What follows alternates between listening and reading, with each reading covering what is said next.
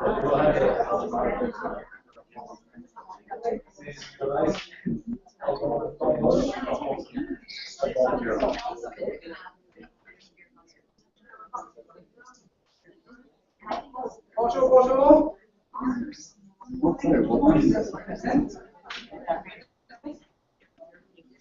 So, we are first workshop. So, Elizabeth, I turn it to you.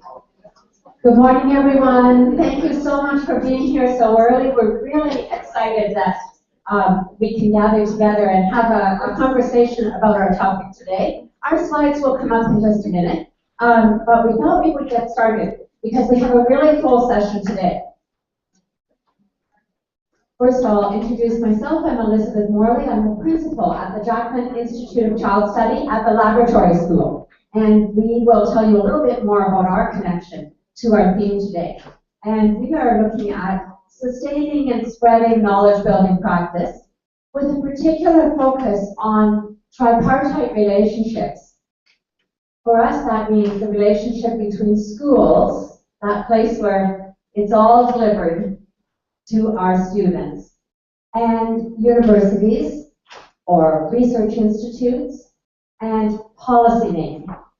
And that sense that that relationship is foundational to some of our advancements as a broader community is one of the things we're hoping to discuss today.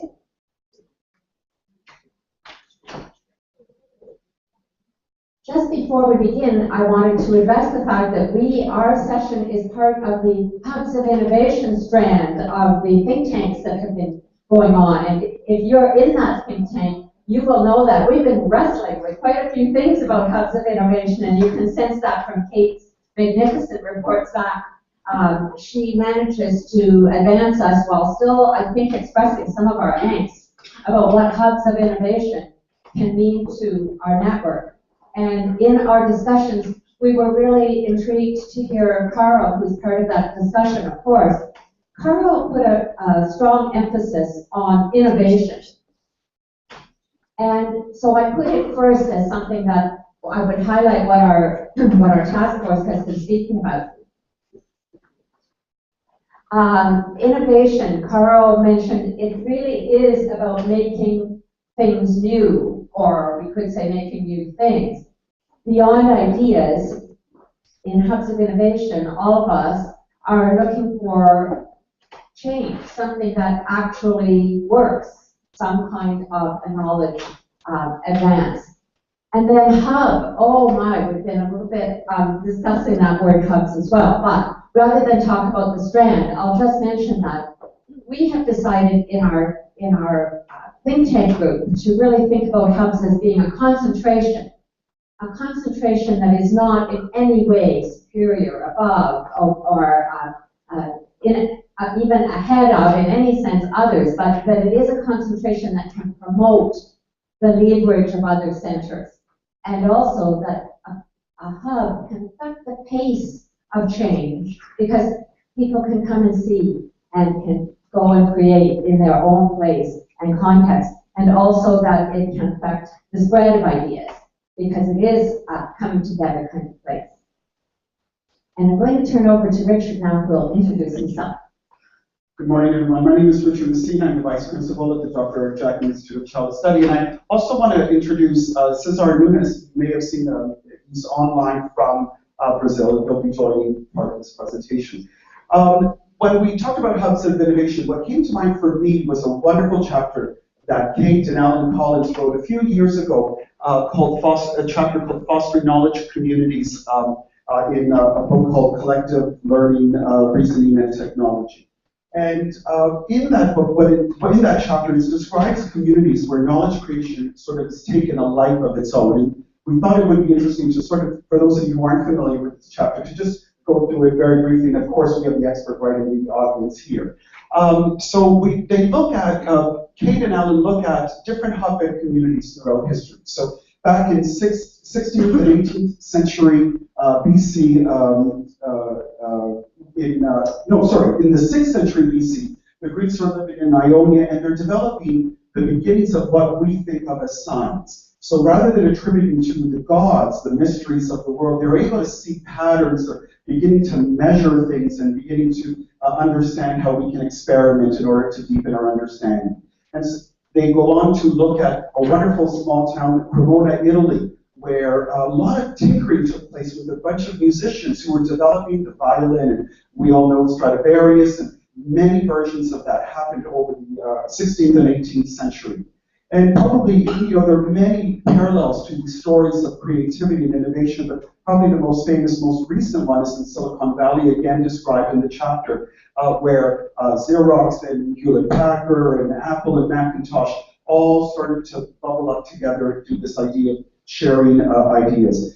The chapter goes on to describe what are some of the characteristics, and I'm not going to go into them, but what they noticed, or what Kate noticed with Alan, was that there was this means of sharing ideas, that there was access to ideas, the idea of tacit knowledge being made explicit through mentoring, expertise development, specialization, but also this idea of knowledge brokers that went from one group to another to make sure that everyone had a breadth of understanding. The idea of multiple perspectives. We talked about synthesizing of transliteracy, and that's sort of related there, and again in synthesis. Experimentation, we saw that with the tinkering that involved with the violin creation. Specialization, this idea of developing deep skills, knowledge in areas of interest, and what Carl often talks about in terms of avoiding sort of argumentation or debate, but really the value of idea diversity in terms of cognitive conflict and discussion. And Marlene mentioned something about the Rothman Center and how rather than deciding between one and the other, what great people tend to do is be able to figure out ways to combine. So this is just another way to think about how can we advance as hubs of innovation. I'm going to pass on to this. I just wanted to briefly say that when Alan and Kate began to talk about hotbed communities, we didn't really want to be in bed with that idea. We didn't know if it had some sort of innuendo that we shouldn't really be part of, but whatever it is, we come with a great deal of humility to tell you just a tiny, tiny bit about us at the Jackman Institute of Child Study. We have a public purpose at the Jackman Institute of Child Study. Our laboratory school has 200 children. They are at age 3 to age 12, so nursery school through grade 6. Our purpose is actually founded in what John Dewey felt when he started the first laboratory school at the University of Chicago in 1896, so laboratory schools are not at all new. John Dewey felt that laboratory schools could explore what's possible in education, so that gives us a public purpose. In the tripartite sense, we are part of the University of Toronto. We were founded in the psychology department, moved to the Faculty of Education many, many decades ago. So we bring to our work this strong sense that we're mandated to think about what is the best possible way for children to learn in schools. We have a teacher education program. We have a master's program with almost as many students as we have in the laboratory school now, because our master's program is always growing. We are under no illusions that we are elite, and we make no apology for that. It is an elite opportunity to have children come to school and join us in this exploration.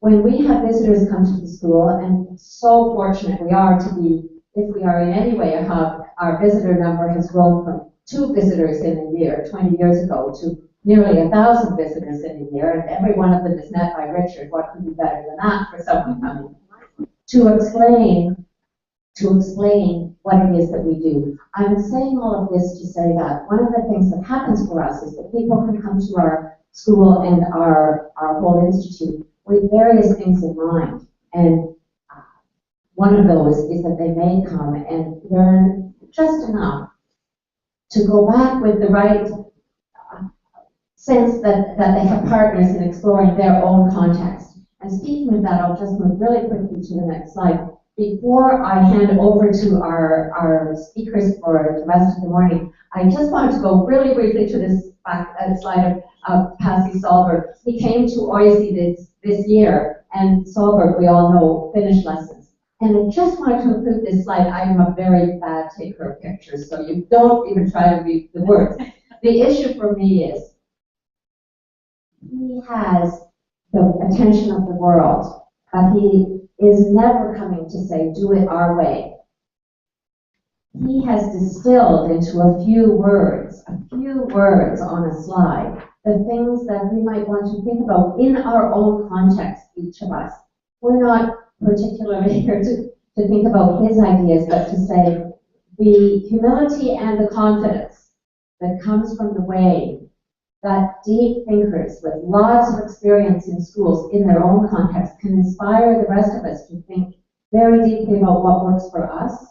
That's what we hope this session will have in it. So going to the next slide, the Singapore story. Before I hand over to Julie, I want to say this story is not ours. Julie did come to us, and she did her PhD with Carl and Marlene, and I know she'll tell more about that. But she did her data collection in our school and spent 4 years living amongst us. And she went back. She knew Singapore. We did not. Anything that you hear today from Julie and her teachers is their story, but perhaps demonstrates in some way a small contribution that a hub of innovation as such exists might make. Julie.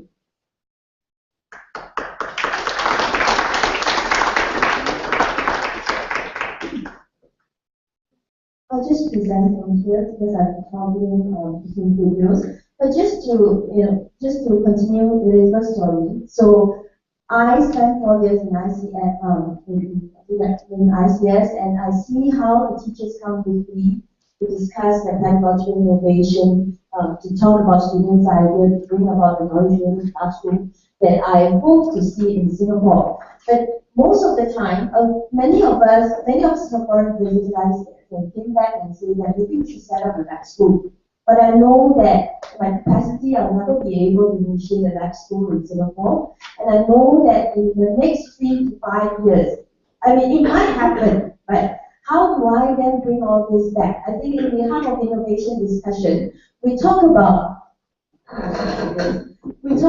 how that the hub itself can bring the experience to another context. So today, I'm really just going to take 10 minutes to set up what my role from a ministry looks like, and I want to pass it to my teachers who are sitting there. They will tell you the actual work that's going on. I think a lot of you are more interested in what they have to say. So the first day we came, and Therese brought this in, I may not understand fully, but that the potential of the shared object, right? The object is not potentially shared object. What does it look like? Now, from the ministry, I don't define the policy directly. Now, we have a track called specialist track in the ministry that people like me who actually also work on research. But our research output may not be so much of a research paper, but more on implication of policy. Now, so that's where I came in, and I went to, 4 years ago, 2010, I started this knowledge building initiative in Singapore. Of course, before that, we had many people also work on it. But from a ministry point of view, we have not really pushed it hard enough. So my sense is that I can give it that. With my research focus in the ministry, I can actually craft a project like this, right? So that started in 2010, but it goes into, when I look at what Therese reminded me, and I have to look at it a lot clearer, but a lot deeper, but the principle co-design to generate knowledge building know-how. And a lot of people think that the policy maker will define policy. But from the point of view of where I started the project, I wanted to continue to define the knowledge building classroom. Because without a deep understanding of knowledge building classroom in Singapore context, you have no way to define policy. You have no way to influence further. So today what I'm going to share is, my teachers will take over to tell you about their classroom, about their role as a lead teacher in PLC. They have really, really amazing story to tell. But my role is really look at these 3 areas. The curriculum coverage, right? Like I shared yesterday, is a 1 MOE. When I go to school as a ministry, although I come from the Educational Technology Division, the syllabus also come from me, right? The assessment also come from me, right? Because it's a 1 ministry, so I have to deal with that. So today I'll focus my section on this three area, curriculum coverage, which look at what is the basic knowledge, all the knowledge that we need to cover, and how do we make sense of the key ideas. Some of you, if you attended the Light Up curriculum session, you might hear a little bit of that. And how do we get those pedagogical innovation going in terms of the professional development. When the teachers discuss, it is a very delicate balance to not to give resource as a lesson plan, especially in Asian context.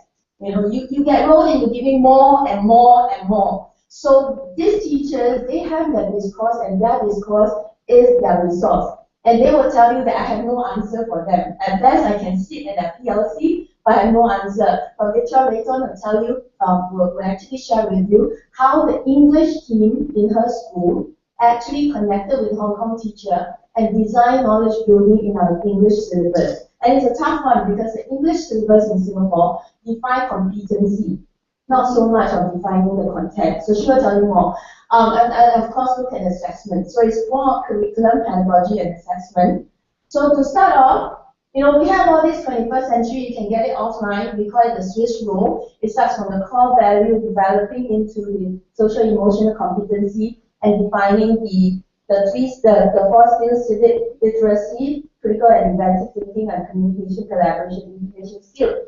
Now this it cuts across the whole ministry in Singapore, and of course on first day challenges beyond 21st century competency, and I have good stories to tell when I get back.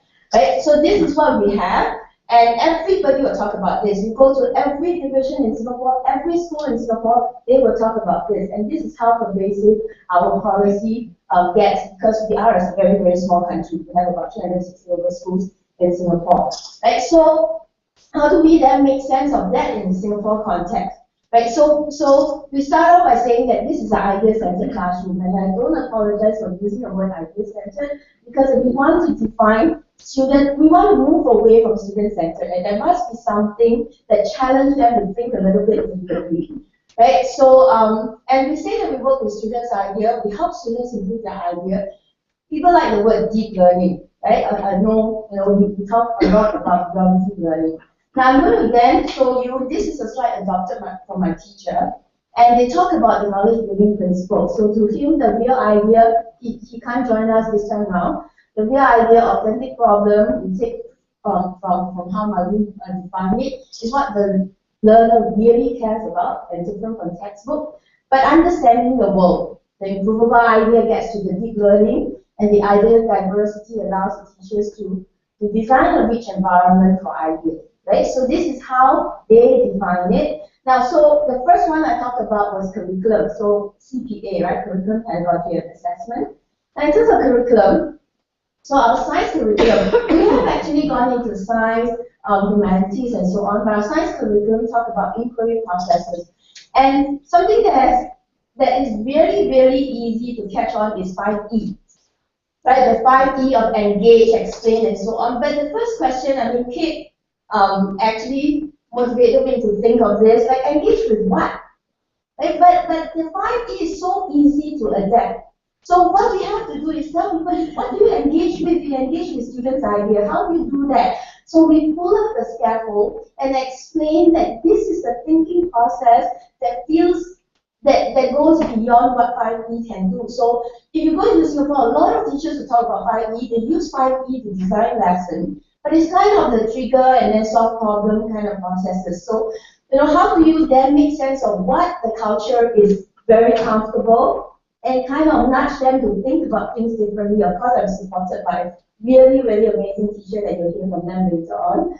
And so you look at curriculum. So let's say this is the light curriculum. And we know that we have knowledge, skill, and attitude, right? So the knowledge, you can look at it, it shows understanding the array model, represent the path of light and so on. So these are very easy. Actually, I started off as a knowledge building science teacher. I can tell you that syllabus are easily covered. You can actually cover them in one lesson because you can just show. Right? The 3 ray, you remember it goes straight and cut through the focus point, 2nd ray and 3rd ray. But in the exam, if the 4th ray comes out, nobody knows where it goes. Right? Because they only know the 3 rays. Right? So if you look at the syllabus itself, now then we have a really amazing trigger activity that will convert the whole classroom into a dark room, and then there is a ray of light that comes in that captures all the images, the car passing by in full color onto the screen. Now you have a good trigger. You want to focus students to get to the problem of understanding, because the first thing that we do is to design activities that get to the problem of understanding. We don't give the problem. Right? But even with that itself, it gets, then teachers start to check against, am I teaching the brain model? So what we push a little bit further, this is from a new school in Singapore who has joined us in Knowledge Building this year. So if you can just follow through, the black color one are the syllabus, the knowledge that they are supposed to cover. So it talks about ray, it talks about ray model and so on. Now the pink ones are more of the key idea, also defined in the syllabus document. It actually questions whether ray model is a good model to represent light, the nature of light. Basically, you need to understand property and nature of light, and then you draw the ray diagram to help you to define the intention and so on. I may not explain it in its totality. So you have all this, but you look at the green one is the important one. We map students' idea onto it. So if you look at the green one at the bottom that says, why is the image so blurred?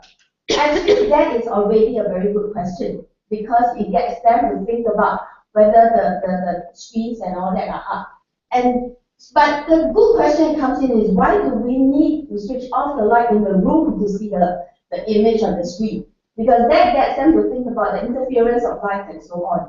Now, we do such mapping so that teachers, new teachers actually get to come together and think about promising questions. We will talk about. But the downside to this is it's very slow. It takes a group to talk through this. It takes a group to map through this. But if you talk about content and so on, that is what. Now, I'm going to end this segment because later on I'm going to come back and wrap it up, but with a video of a teacher actually talking through how she covered the syllabus much quicker in a knowledge building way. So I hope this kind of.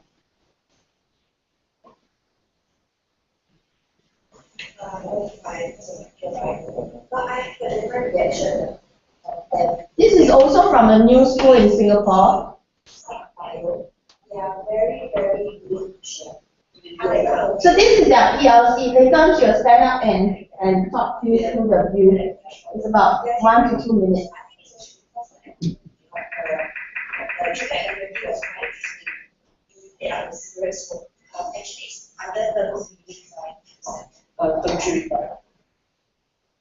So this is actually their page. So these are all the questions that were posted like that. I tried my very best not to pose questions because I want to actually pose a question to see that I keep on reminding myself that I shouldn't be doing that. So sometimes what I'll do is if they make a stupid comment, like the person has this comment that talks about me. But anyway, the person says, it does it's kind of stupid comment, that kind of thing. But it's quite interesting because then what I'll do is I'll open up this comment and then I will reject it. So I'll tell them, okay, what do you think about this comment? How else do we can do that from here? So actually one question, I can't remember what is the first question that was posted in this, but you can see that they're all building it. And to be honest, there was really very little value from Mrs. Rush myself. They found out the things themselves because I think the trigger activity was very linked to the topic. So it's very direct. So that is one thing that the beneficial for us didn't have such an open-ended topic. So when students see the experiment, there are only a few things they can think about, But the basic thing was, how we say we want to bring it to version as a building system. We bring it out that this is girl who, out of nowhere, she just posted this comment to see the version of the building system. She has a hard and it's also very active.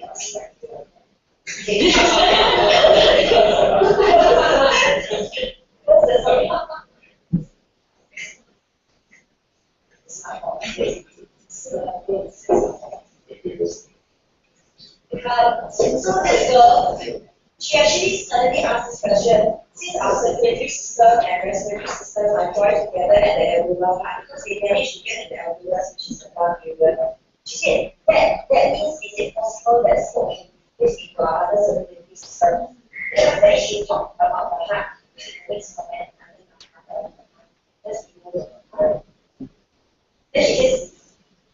then she says, how about the heart? Will it cause any disease or something? And we wanted to go that way because we wanted them to talk about how smoking affects the heart and causes COPD. So that's the next part about hospital island. So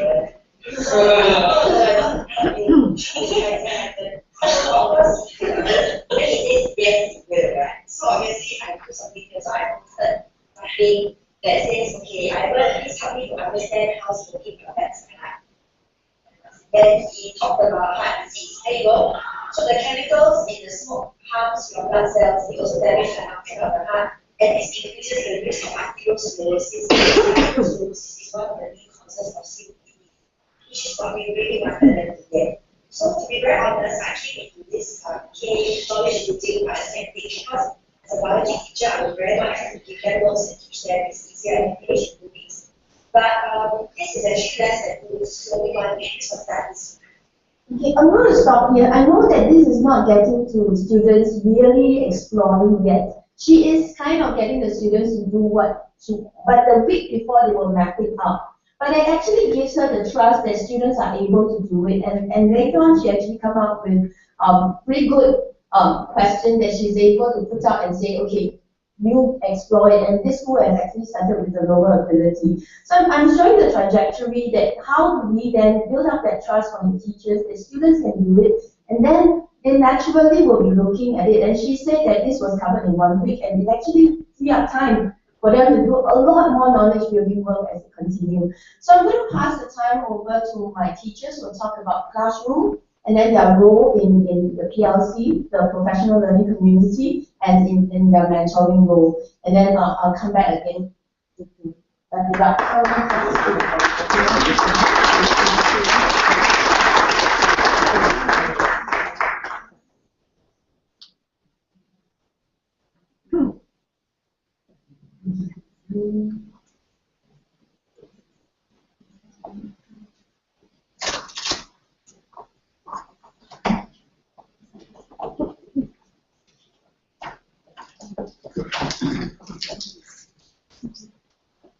Good morning, everyone. I'm Amy from Sydney University. I'm going to share with you what happened in the classroom. I started knowledge building in 2010, and I'm so glad to have Julie here. To have Julie here to be my mentor. And through knowledge building, I have learned that to get students interested in learning, let's start with what interests the students. Let's start with what engages their heart and mind. It has been a rewarding journey for me since 2010, and see what you hear in these few days about how teachers explain, wow, I'm amazed that students can do this, they can come to this, it really happens in the classroom. And these are just some questions that the students have been curious about and they have put up, and I have, even this is an example of a secondary one or I think grade 7 science lesson where even though for grade 7 or secondary 1 we have the same syllabus every year, but every year I have different lessons because students help me to start lessons in an interesting way through their questions. Today, I'll be sharing with you the latest lesson that just started in July this year, so it was just 1 month ago. Last month, in June, students have the June holiday. Singapore is summer job, June holiday for 1 month. But before they go off for holiday, I told them that when you come back after the holidays, there will be a few topics on heat density, matter that we'll be discussing about. So what are questions that you have with regards to any of these that you would like to explore? Please post them on the knowledge forum.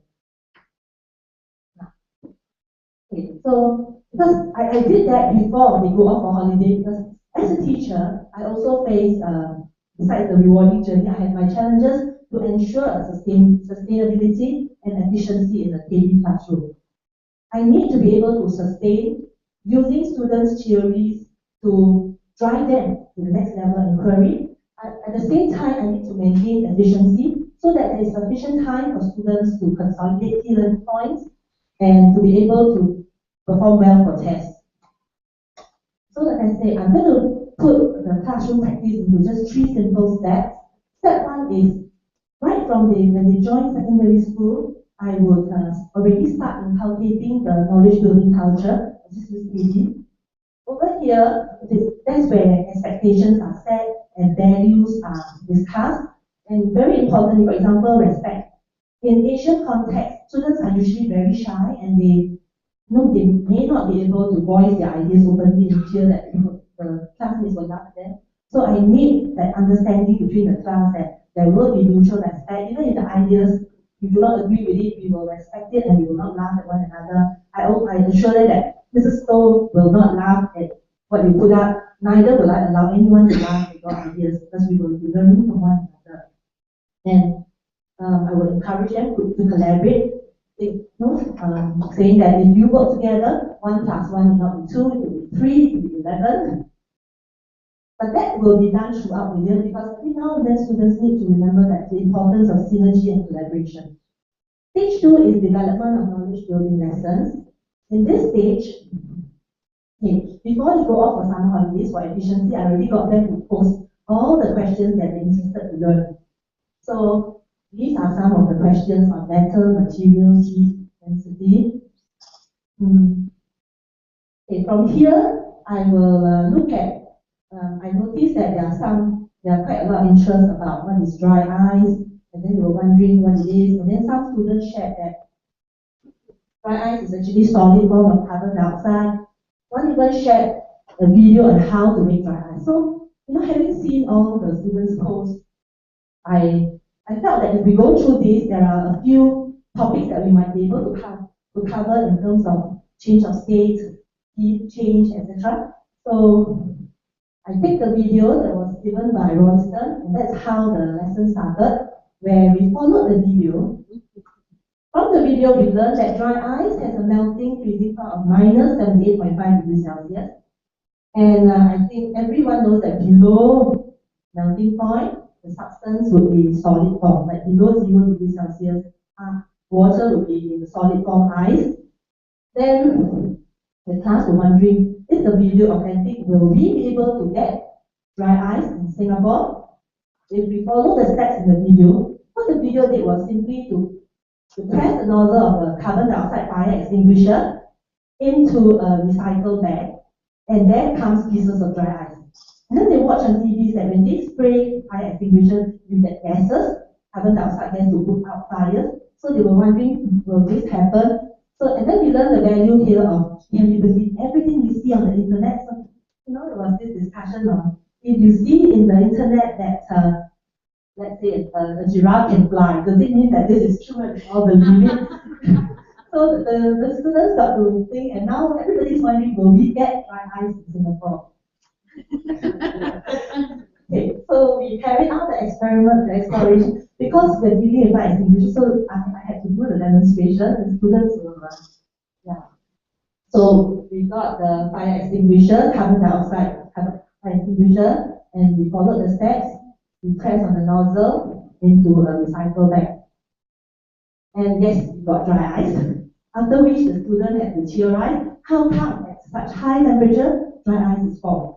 So these are the different theories, and they were amazing me with the research on the Boyle's law and things like that at secondary 1. So these are just, after which in the video, the students also saw that the dry ice that was formed was put into hot water, and there was some change of state. And what, as a teacher, I missed, but the student they caught on. They saw that the pieces of dry ice were floating on water, and it was changing state from solid to gas sublimation. So they learned about sublimation. But this part interests me a lot because they were all talking about, they saw the pieces of dry ice floating on hot water, and then they start to theorize why. Because I said, note your observation and explain why. Explain what you see. So they were theorizing that in dry ice, float on hot water, it must be of lower density. So they were going on and on about, that was their initial theories. why dry eyes float on water. Then more research can come, then support, is it really lower density? When they do more research, they found that dry ice actually has a density of 1.4 grams per cm cube, whereas water 1.0 grams per cm cube, which means dry ice should be sinking. It's higher in density than water. So now we're going to explain how come your theory and practice is different. So the students come up with more research, and they were now saying that dry ice sinks because it's higher density, and then there are more videos to show that there was something wrong with the dry ice that I made. They were questioning me a lot. Is it really dry ice? But they saw the sublimation and all. They read the label, CO2 fire extinguisher. So now they had to explain, to refine their theories on the discrepancy. They had to improve on the theories. Now, how come? Why did the dry ice that was made by Mrs. Stowe in the lab, why did that float in water? Then theoretically it should sink. So these are some of their theory refinement, and they were giving me different theories. For example, the first one here is about maybe there are impurities in the brand that we bought in Singapore compared to the one in the video.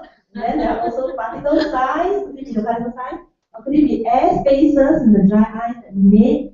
Because there is a whole different theory. So I asked the class, so which theory should we test? How can we learn deeper now?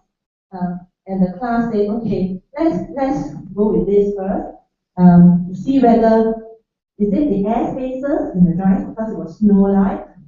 So the class agreed to test on this. That the air spaces is the reason for the dry ice floating.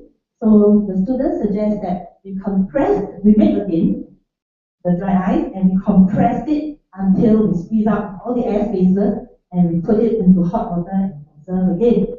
And these students say, okay, let's add this. Let's also buy some commercially produced dry ice, and we will repeat the experiment to see whether it will sink or float. In case manual compression is unable to remove the air spaces. So further theory improvement. Now the students come up with more exciting things, and because as they were improving this, as a teacher, I'm still learning together with them. For example, some of them were still very insisting on that it could be impurities. Some of them are now saying that what they observed when we repeat the experiment was the dry ice that we made floated, the dry ice that we bought commercially sank. Which means it was correct theoretically that dry ice sank because it has higher density than water. But how come the one that I need keeps floating in the repeat experiment as well? Okay, so they're saying it could still be impurities, or there are more theories. For example, some say that, or it could be where the ones that I made the rate of sublimation was observed to be faster than the commercially bought dry ice. And they say it could be the rate of sublimation producing air, lifting it up so it's floated. So all these are awesome theories coming from secondary one students. I'm totally amazed. Then I get them to do some reflection first to check on how they are now. So these are some of their reflection notes. And some learning points so far that I observed is that they learned about sublimation, change of state. They learned about the effect of heat. They observed higher temperature and faster sublimation, because during the experiment, students say, let's try it on tap water and see whether it will float and sink. They were refining along the way. And density, impact density, volume change. Okay, and how do I assess if they have learned so far? The notes are there. The reflection will help to review misconceptions. Worksheets, I customize worksheets. For example, I put questions like, is heat absorbed or released during sublimation? Get them to discuss. They will do it individually, discuss in their groups. They have also the workbook, so all these help to consolidate learning. Of course, there are lots of curiosity. I was also very curious initially whether we will get dry ice. And you see, there are other questions such as this that I would love to explore with kids. For example, here it asks, if we spray fire extinguisher out with a recycle bag and get dry ice, what if the deodorant turns into solid-like substances? the way we get fire extinguisher, guys from carbon dioxide fire extinguisher. So I felt it is amazing. Yeah. And yeah. I guess we all see how they are now very interested to learn, more confident in sharing, and they take responsibility in pursuing. Thank you so much. I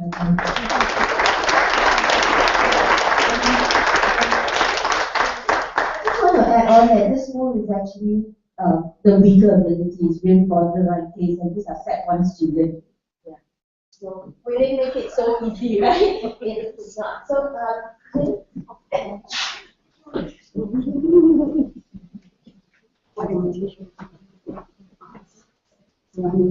Hi, my name is Lynn. I'm an elementary science teacher. I teach mathematics as well as science. And I'm a mid-career teacher because I'm only 8 years in teaching and 2 years with KB, pedagogy, as well as I'm a senior teacher in the school, as well as an ICT mentor. That's my background. I think I don't use the mic.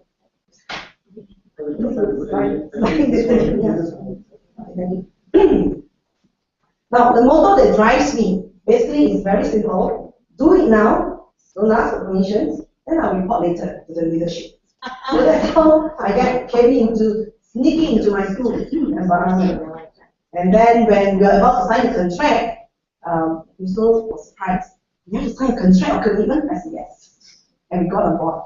Now, I had a PLT, a team of teachers, but at that time when I saw how powerful knowledge building was, and I tried it for 1 year myself, I said, I can't wait. I cannot wait for myself to be like Raylene.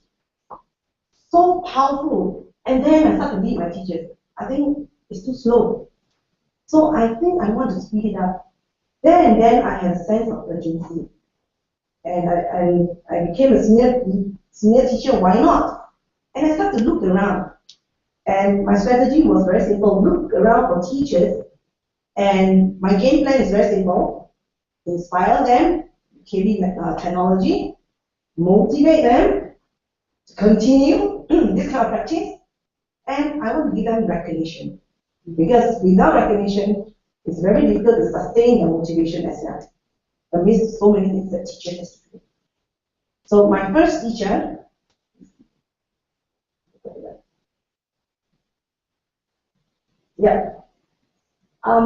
before I do that, because I see I reflect on my experience with Julie.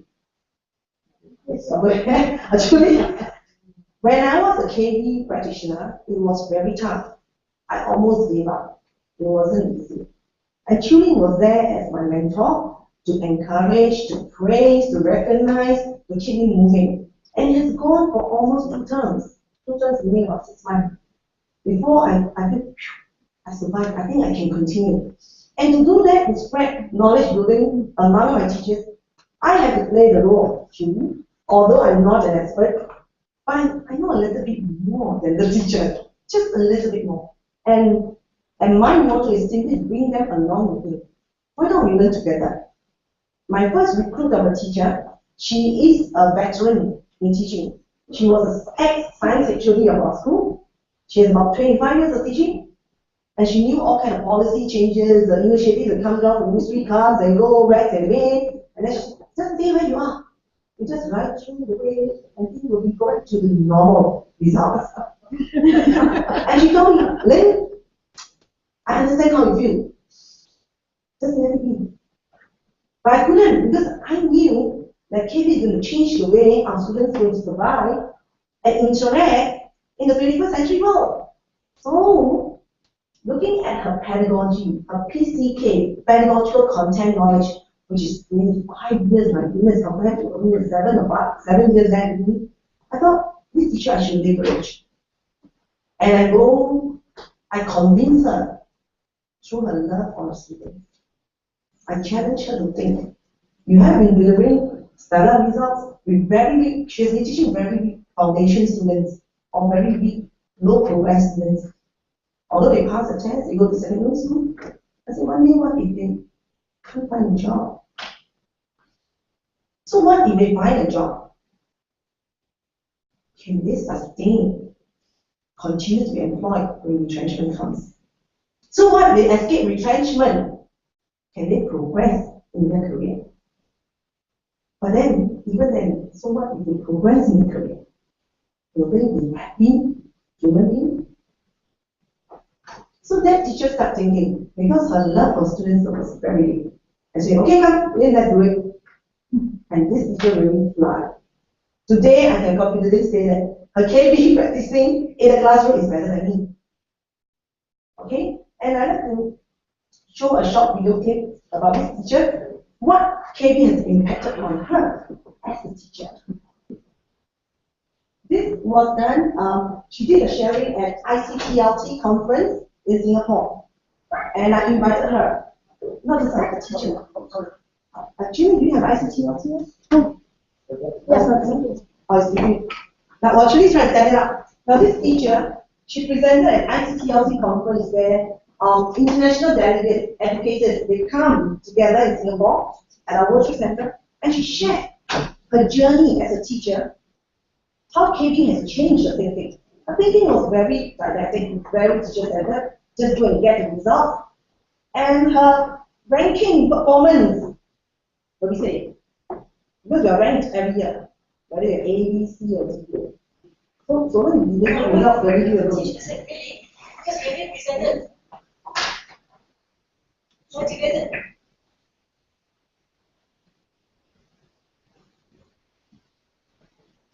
It's not a thing.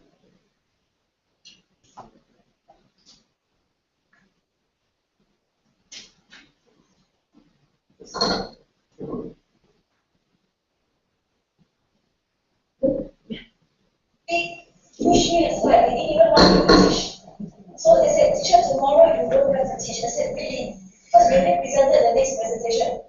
So, and that motivated me that really you don't need me anymore. So, and then, yeah, true. And then they started to gain their confidence about the topic. And then they didn't even want me, they even tried to sit one side. And now they said, no, I think we have a better presentation about the global warming. Can we do it tomorrow? I said, why not? So they gained confidence even in their speaking, in their communication.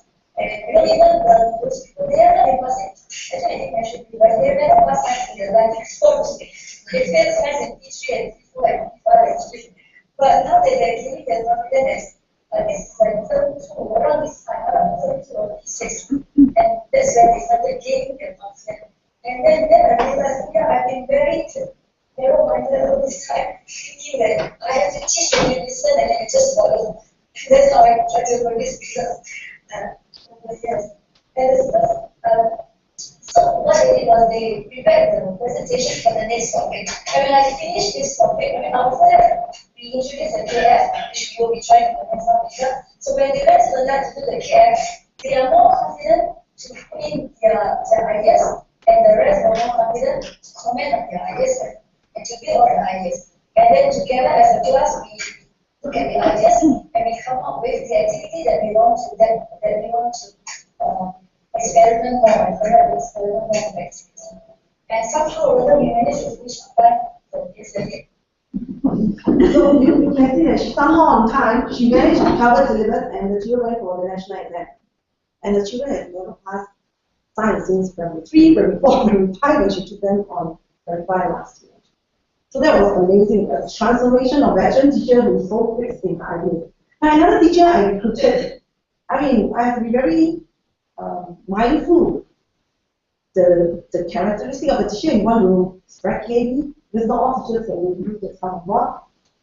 So I recruited another teacher. She has about 15 years of teaching, young teacher, and the main focus I know is not about her love for children. I'm sure she has a love for children, but that angle will not work with her. She has nothing to lose because she has been teaching foundation science. We have two types of science level, a standard science that all children, a lot of children will take. Foundation science is for very weak progressive. And for many years she has been taking foundation children for science. And this year she has to teach standard science. She almost freaked out. She said, I know science, but how to teach a better law? Even though she's taking the tail end of the express class, but this is different syllabus. But hey, you got nothing to lose, join me.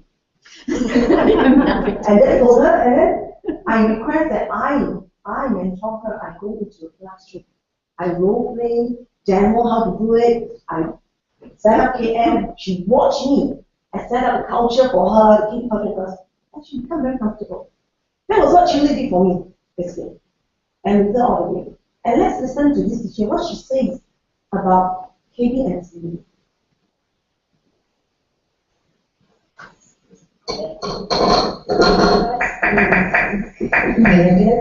You think of what the responses are, and then you or you design your lessons such that whatever misconceptions that you have, it might be undone through the lesson that you have. But now it's not that we're groping in the blind, it is directed. It is very directed, and the direction comes from the children. So it's like that's why it's very fluid. You cannot like think, oh, by the end of the lesson, I want to do this. You can have this broad SIO that you're going to teach the lessons like stuff like that. But how you craft your questions is very much dependent on how the kid goes. What is it that, what are the issues that the children need? What are the things that the children are willing to share? So it's very much student-centered. Because it's like, you don't have anything to fall back on to say, oh, my SIO says this. But right now, your children are your SIO. That is a powerful statement. Yeah. For her to shift, traditionally, she would say, just give a lesson plan, all the lesson plan ministry will provide us, just follow the lesson plan, deliver the standard size curriculum. But from her, it's very hard with me. Say children are her SIOs, what we call the subject, yeah. Subject instructional objectives. So we break down the topic into very specific. Children are supposed to know this, children are supposed to know this. Yeah, because specific instruction objective was subject. Yeah. So that means she doesn't want the children to be confined, but now her SIO for every lesson are the children. And the children drive the SIO for her. And I was saying about this teacher, she was marvelous, flying with KB in the sense that her motivation, her conviction about this is good, she flies faster. These two teachers are doing much better than me in KB. And that's how KB not only transforms the children, it changes the teacher's mentality. Yeah? And I don't know, I still have time? 1 minute. 1 minute. Can I show one student? One of the students, TLN student, the previous teacher student, a TLN class student, and how confident it can be. Explain global warming, big concept. The temperature of the Earth's atmosphere leads to greenhouse effect. Then you guys ask me, what is greenhouse effect? Well, as you all know, if the sunlight hits the atmosphere, right? Carbon dioxide will attract the sunlight and as it produces heat, but as the sunlight passes off, that means the heat gets stuck in the air and comes to the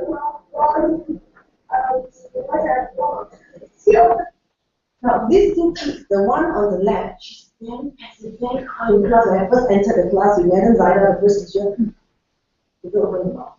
she wants to present. And look at these children from no progress, they really found one.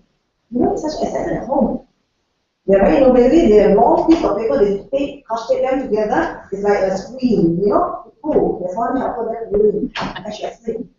But what's amazing, not only about the confidence, as a confident person in our TV show, that TV show industry, that we are supposed to direct them to be a confident person, but another aspect is that active citizenry.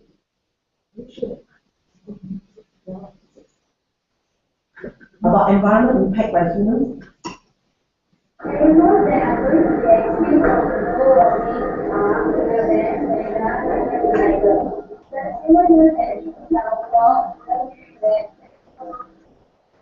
but it's not our fault.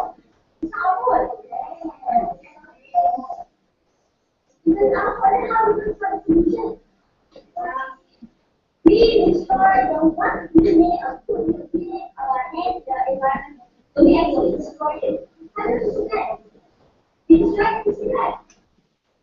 You see how she drives the class? And she's a little champion talking about keeping the environment good. It's all our fault. The earth is that today is our fault. If we destroy something, you fix it up. And it just fits so nicely into our village century social that I was saying. So if we don't pick up such little things, we may just, the student is very confident speaker, the usual class, that's it. But in here, although I show a lot about the teacher and student, but I just want to come back to one point is that if you want to spread knowledge building, you want to be a good teacher, you think about the aspects of sustaining and helping the teacher. This is a truly big for me. So for mentoring, the PLC is one form, but mentoring is direct in the classroom, hand holding, and picking up videos like that for them. It really drives the teacher along with it. That's all. Thank you.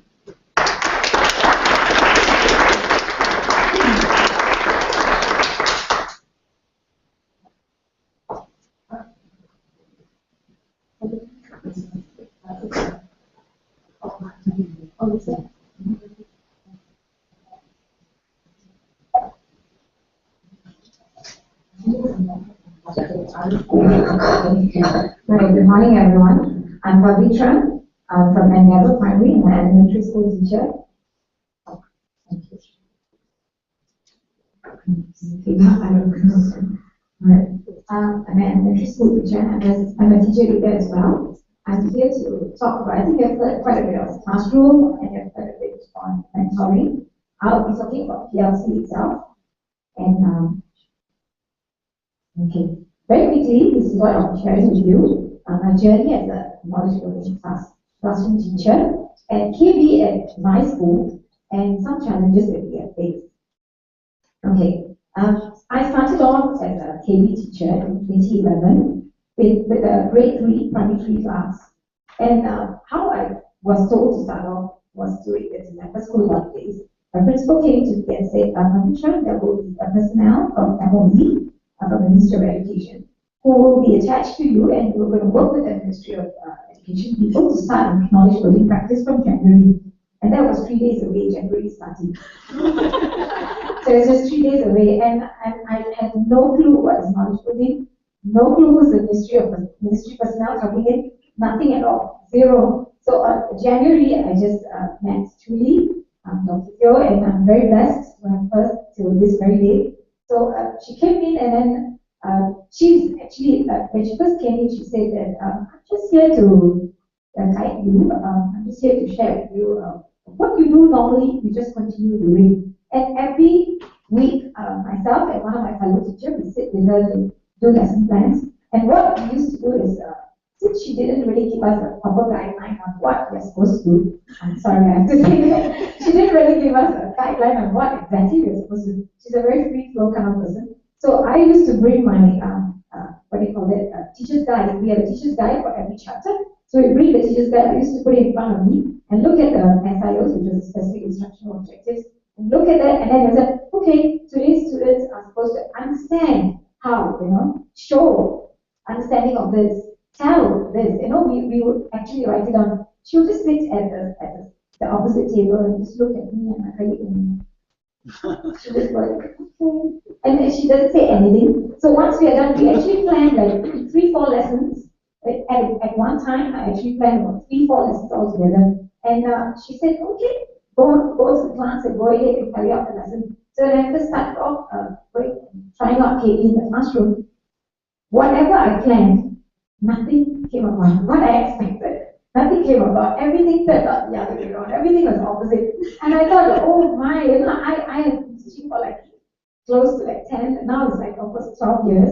And it's like a terrible blow. It's like, how come I can't deliver? And it's just a grade 3 class. And I can't deliver, and the children are doing everything opposite of what I planned. But she didn't say anything either. She said, you're doing wonderful. And I'm like, what do you mean by wonderful? When everything came about the opposite. But she said, okay, so let's look at students' ideas. What do they come up with? And from there, we started off looking at what the children came up with and moved on to design the next lesson. So that's when I realized, okay, KB is not just about coming up with a series of lesson plans and then just executing it. It's about looking at students' ideas, from there, designing lessons, and then redesigning it and moving forward. So it took me a couple of years from 2011 to 2012 to catch up with the KB pedagogy myself and my fellow teacher. And in 2013, actually in 2012, I tried this on my own, took a little bit of bold step, I would say, try it with English with my own primary 4, grade 4 class. And when I went on to 2013, my principal, I spoke to my principal, I said that I think it's time to move, to make the team a larger team. And my principal was very forthcoming. She said, okay, no problem, we'll look at who can we come on board. She discussed with me. We got a team of 7 teachers to come on board from different levels, from primary 3 and primary 4. Some of us were also teaching grade 5 and grade 6. So we came together and we started off with both English and science. But English was a real challenge for us, I must say, because science was very easy.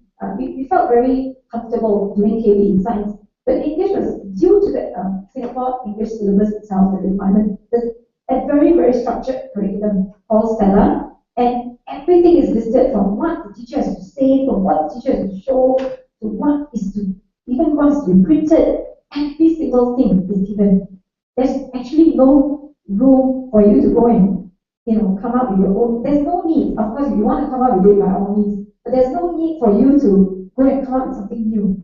Everything is available. So it was very difficult to infuse it with English language in with KB. So it was a bit of a struggle in 2013. But what we did was we had a fantastic opportunity to go to Hong Kong and look at how they use KB in Chinese language classroom. And that was a real eye-opener. So when we went there in March 2013 last year, we brought along what we have been doing in English, and we went over there. And again, it was a shocker, because when we reached there, the Hong Kong experts actually told us, actually what you're doing is not really KB. So what's terrible was again a terrible thing to hear. So what you're doing is not really KB, because you're just doing idea generation, and that's it. It's just idea generation. And I was like, oops, okay. So we had to sit down for a couple of days, look at the entire English syllabus, and then figure out how can we work around it, and do how do we, get KB involved in English and all that. But when we came back, it was a real blessing in disguise, in the sense that the Singapore Ministry of Education revamped our syllabus one more time. In 2014 new syllabus, we came out with a new syllabus, and new syllabus gave a lot more room for exploration, more creativity, and children were able to explore it. Yeah, so then we moved on. Okay, just very quickly, I'll run through you since we're talking about tripartite partnership, this is how it looks like in our school, the principal, the middle management, and then we work with the EduLab, which is the research team, Julie, and teachers, teacher leader, which is myself, and the teachers involved. Okay, some of the key considerations that we had to make at the management level was the systemic resource planning, that we need to look at acquiring of resources and putting the infrastructure in place for the teachers to work, and also to provide support to the teachers, giving them the time and space to slowly move into the pedagogy, and to also look at the leadership to drive the whole thing in the school, and to look at teachers' beliefs and readiness, because all of us were in different readiness to start off. Not all of us were brand new first year teachers. Some of us were 15 years, some are 3 years, 2 years, so different readiness level, and also to build the staff capacity, and to look at how we can build staff capacity. Yeah, and this one is about the focus, since Singapore always focuses on on the teaching and learning, innovative practices. And in our school, we have this thing called NIQC, National Innovative Qualitative Certification, which requires 100% participation, where all teachers, all educators it's a must to participate in an innovative practice. So KB was the key for us to use to be involved in innovative practice. So we took this as the key, and we went on to as a PLC team to look at how we can use it in our classroom and present it. We have presented in quite a bit of platforms within our country itself. Yeah, this is my PLC structure. We have it every week. 2 hours after school. It's I know some of you have it within curriculum time, but ours is after school every Tuesday. And we have now grown into a larger team. So we're looking at in 2015, we probably want to split into 2 groups, one for science and one for English, and there will be more teachers joining us. And the more teachers joining us, I'm very proud to say that it was on a voluntary basis because they have joined us for peer observations in the classroom. They have joined us during PLCs, and they've been very convinced, and they want to come on board. And I have a very young teacher who just 1.5 years in service. She wants to come on board to attend every PLC when it's not even necessary. She wants to sit in, and she has been sitting in, and she volunteered to try it out next year. So yeah, anyway, it's a very quick video on PLCs out. But what we are looking here is about how we try to figure out how KB is used in the English syllabus itself. Very quickly. Thank you.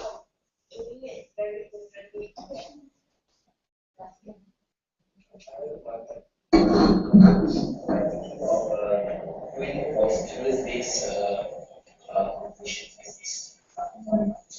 The similar case is much more formal, but it's not but as we see it, and what is it that we want? How was it this yes. Okay, if you want to ask I will questions now. What actually when we get that, please stop. What is it that we want to look out for from the child? And how do we spend on time this to develop the looking out for basic, easy expanding on time this generation of this now. Whatever is what it is. Yeah, what am I going to do? It's very questions. Yes. Actually, when I was doing my conference, I actually intention to do it for Congo. Similar something like that. When I first started off by the and it was the level what we requested for. Yeah. Basically, what we were trying to do after Hong Kong, we came back and we were sitting down, figuring out how to use it in English. And Dr. Teo was with us to sit down and look at how we can map every single aspect of we have different components in English, like oral, speaking and listening. Then we have written comprehension paper, and we have different sets. So we were looking at which part can we induce KB. And last year we tried it out with writing, and I must say it was quite a big challenge on writing. But now we managed to move it to stimulus-based conversation, whereby we give them a picture, and the children look at the picture, and they're supposed to talk about about the picture itself, and usually related to the theme. In general, like keeping the environment clean, habits, that kind of thing. So that's where we use KB. So thank you.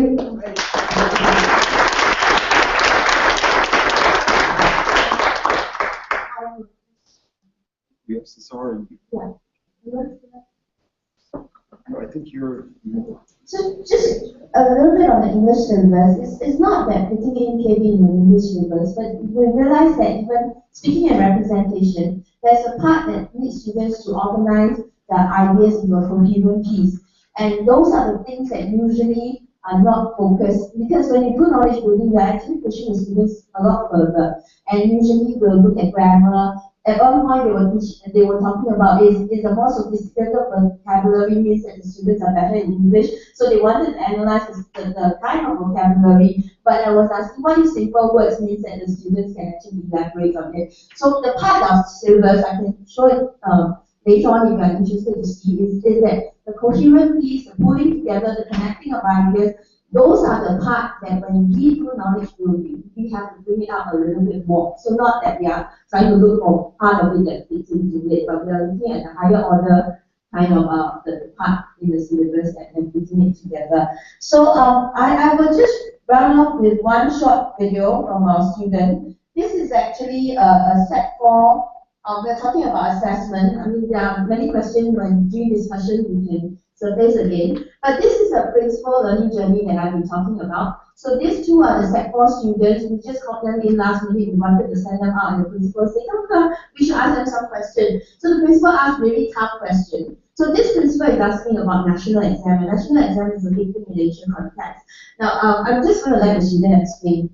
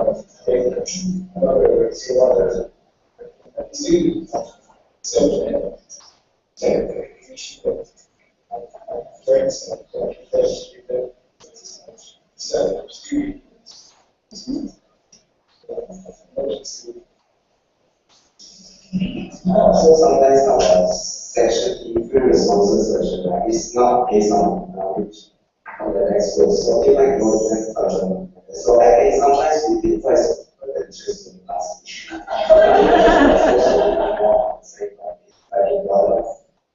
So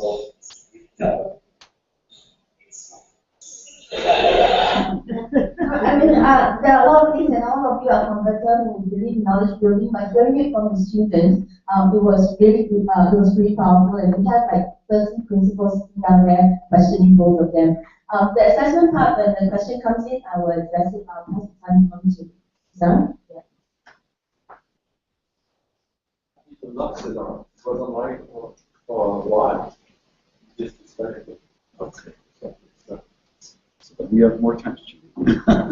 10 minutes. Do we have questions now? Since any comments or questions that you want the teachers? Yes, you can open up for questions.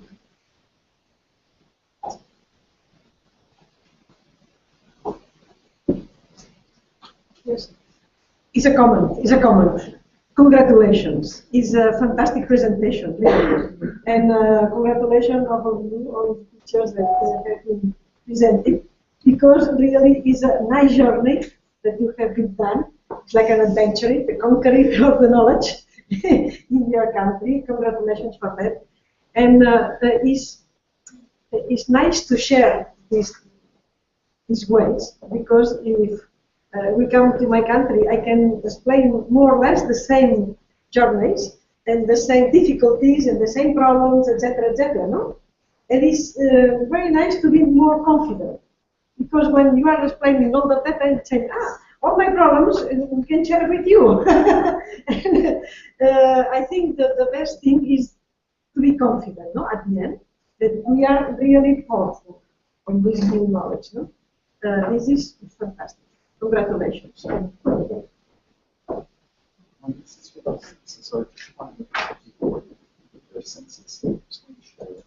Oh, okay. Actually, that's interesting. Richard was just saying, since we lost Cesar, maybe I could say a little bit about the reflection why Cesar was the discussant for this. Cesar in Brazil has tried to, with 800 teachers, to bring them into an online environment and bring them all in at the same time. And what they do is they co-create a rubric And so they have various dimensions like technology, the curriculum, the journey of the teacher. But what they actually then do is they create a rubric that said, what would suggest that we were working at a very early level? And what would suggest that we were working at a more mature level? So it's actually interesting, as each of you explained what you were doing, it was kind of like, here's the early part of the journey, here's the later part of the journey. But the reason to have Cesar comment, I thought it was interesting that he has teachers from the very beginning project just on the basis of what they know. What would be the earliest? What would be the latest? And then when they try something, they're to report their example. So they actually write their example. So your video, for instance, would become your example. Then you would look at the rubric and you would say, oh, I would consider that I was at level 2 because I got the students talking. I forget what one of you said, but it was just idea generation. It wasn't taking the idea anywhere. So I would give myself a 2. Then you have various teachers who would say, oh, I give myself a 1, I give myself a 3, I give myself a 4 on this rubric. And then they'd say, oh, let's search for all of the 4s, or let's look at the 2s and the 4s. So it's a very different way, but what's pretty amazing about it is having 800 teachers come online and engage in this. And overall, they do 2 things. They recalibrate the rubric. It's like, oh, wait a second, we thought that was high before, but actually we want to rewrite the rubric. That's not what we think. And in fact, now that we've discovered this, so what was amazing to me, your journeys, I wanted to hear him reflect on your journeys relative to the journeys of the other teachers. But I think more powerful than anything is this, the notion of the journeys as the stories from the teachers are just amazingly powerful. So I don't know what he would have said, but that was the way I'm having him as a discussant. And I just do want to offer my congratulations. I mean, it's really so interesting to have people say it's simply impossible in an Asian context. Like, it's just not a chance with such a test. I don't know whether you would call it a test-driven curriculum, would you? So it's really, I just thank you. And we have to have some way to get these examples up and available to everybody.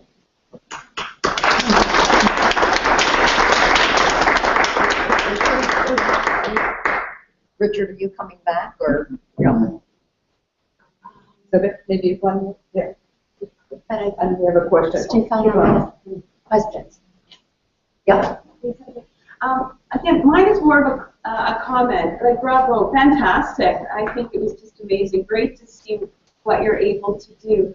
For me, the most insightful piece was when that student said using knowledge form was so different because kids are really great at trying to figure out what a teacher wants. And this has exploded that whole myth that we're moving in this direction. And if I'm a good doobie, and I can kind of figure out at the beginning who you are and what do I have to do to be successful, that's one paradigm. We're talking that student sliced right through it and got to the core of what this work was about.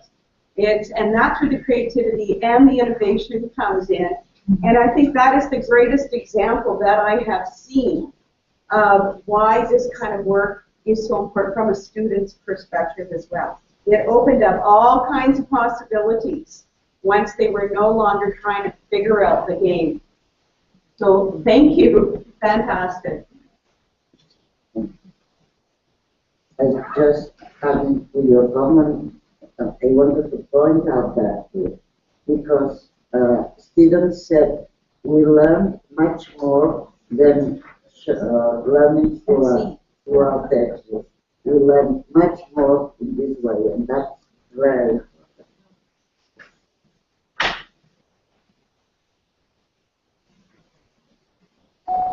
Question?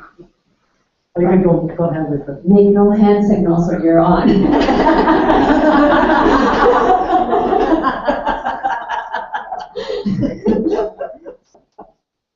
session comes out of a thread of thinking about hubs of innovation.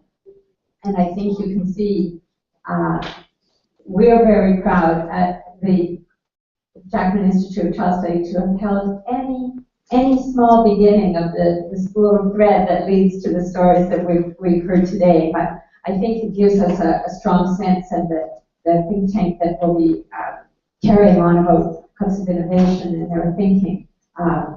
We'll certainly be thinking about how important that tripartite model is, whether it's necessary or simply a particularly important aspect of some of the work that we've seen.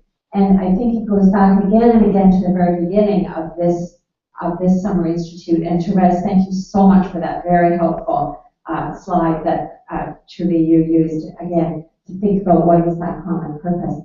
So are there any more comments or questions? I know we have another speaker following us in a very great timeline.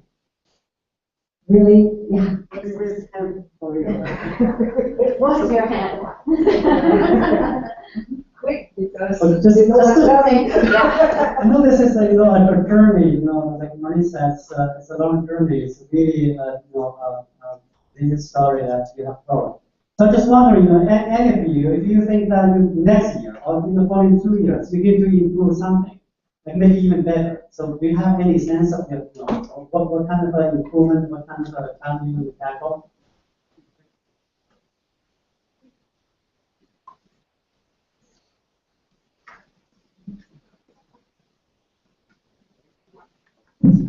Yes, of course, we always plan. But of course, like KB is always flexible. Don't know where it goes. But for me, in terms of mentoring, I'm looking into mentoring more teachers. That means I'll get my school leadership support to free me up for time. So I will project myself in the classroom, I demonstrate, we learn, we watch by learning, then we carry on and test it out. I'm always there. Yeah, data eyes. I'll watch it up for them. Right now, I only have 2 teachers that I mentor. I go to the classroom. And the second part is that we'll get our science actually, finally, science actually came about this year, to look into practice it across from 3, from 4, from 5, and from 6 classes. At least from 3 to 5, we selected teachers as well. Right now, it's only upper primary. Lots to improve. Especially in Pioneer Secondary School, when we started in 2010, it was 1 classroom, 1 teacher. And now, because of what the students were saying every time the principals visit the class, I think it got more teachers interested, that they are really enjoying lessons and they're learning beyond, and they don't find it a chore because it's exciting. Now, the knowledge program has also extended to English and humanities, and it's something that I'm not familiar with. And perhaps we will need more Julie or more connections with other countries to learn how beyond science, humanities, English, how this could be done and improved on. With lots of improvements too. For us, we actually thinking of assessments again. So because I think that we want to look at is how do we assess various but yet things that we want to assess apart from just skills and how can knowledge forum help us assess certain components that we as teachers want to look out for in the classroom. So that's something we are trying to figure out. We're still figuring out. So hopefully next year we can see how things can be worked out in terms of assessment for English language itself. Because for science we have done quite a bit of assessment using knowledge forum on scientific vocabulary and things like that.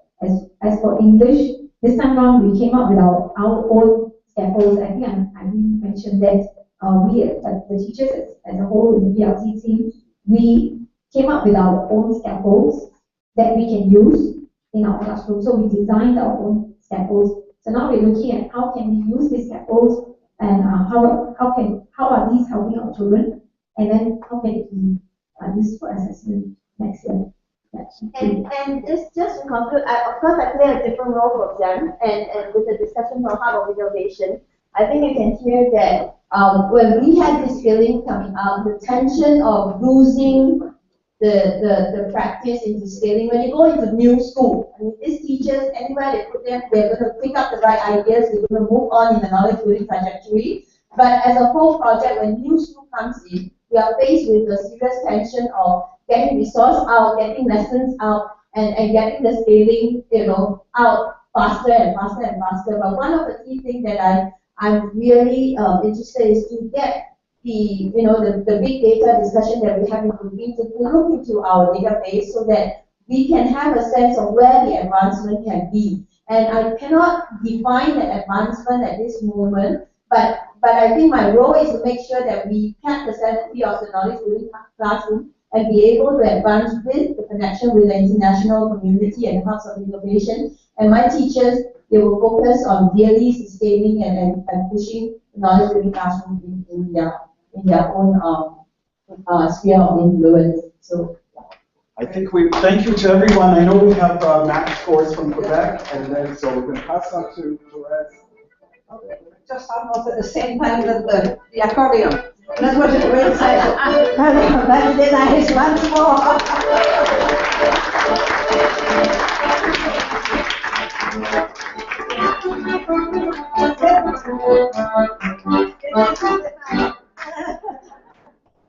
So, Stéphane Allaire, and I'm asking Hélène Tanadi, who is the curriculum office, she is at the head of it, and also Catherine Major, who is from the Statistic Bureau, come to us. So the way it's going to be, the presentation will be in French, but the slides are in English. And if there is a question on something, then we can do the translation. Stéphane. Merci Thérèse, thank you Thérèse. Good morning everyone. I hope you enjoy the very wonderful evening we had organized by Thérèse.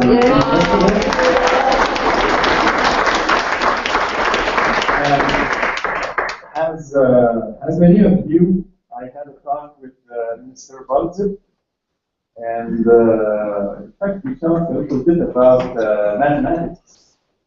And he explained why, according to one of his friends, Quebec are good in maths. So he said something like, I will read my thing just to be sure I quote it properly. In Quebec, we learn maths by counting the number of beer we drink. So of course, he was joking. So please don't record it Twitter. On a more serious note, as you know, the KBSI is one of the co-organizers of this summer institute. So at KBSI, we really care about research and intervention on school success. I thank you to the many colleagues that are present at this session.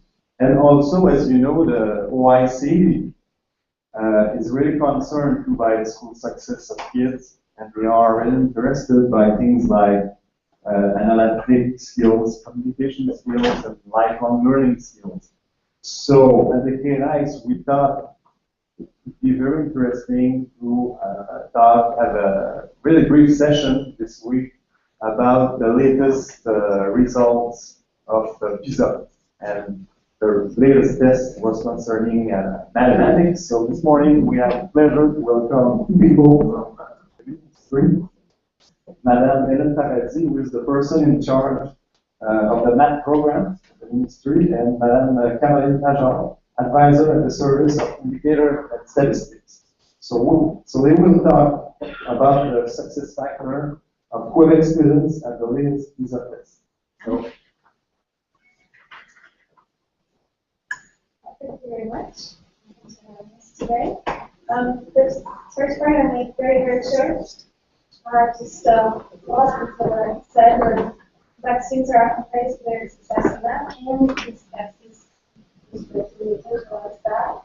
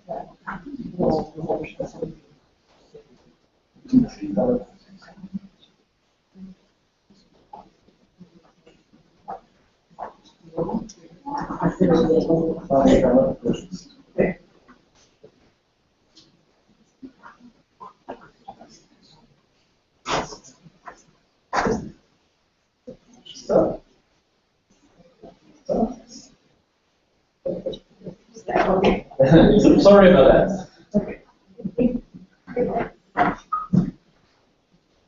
So very quickly, Microsoft has had very well above average results in mathematics and physics tests. Everyone doesn't know 500 is the OECD average in 2003. So it's the base year, so it's the first time that mathematics for the major domain. Quebec is always well above standard result and the OECD results.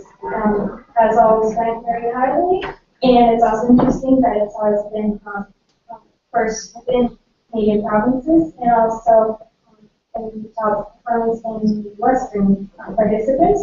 And the last 2 tests, only Asian counties have performed that. And the paper-based test in 2012, that was the case for 5 Asian of the counties, Shanghai, Singapore, Hong Kong, Korea, and Taipei. And the score was actually not very different from Quebec, Switzerland, and Germany as well. You can also note that Quebec score through time has remained quite similar. This is the case with the average, whereas many countries, including the rest of Canada, are actually decreased.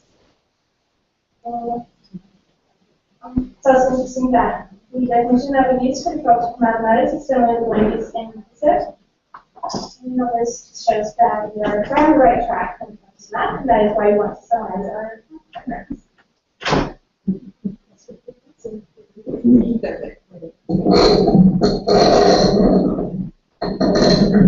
Moi, je vais parler en français parce que je ne parle pas très bien.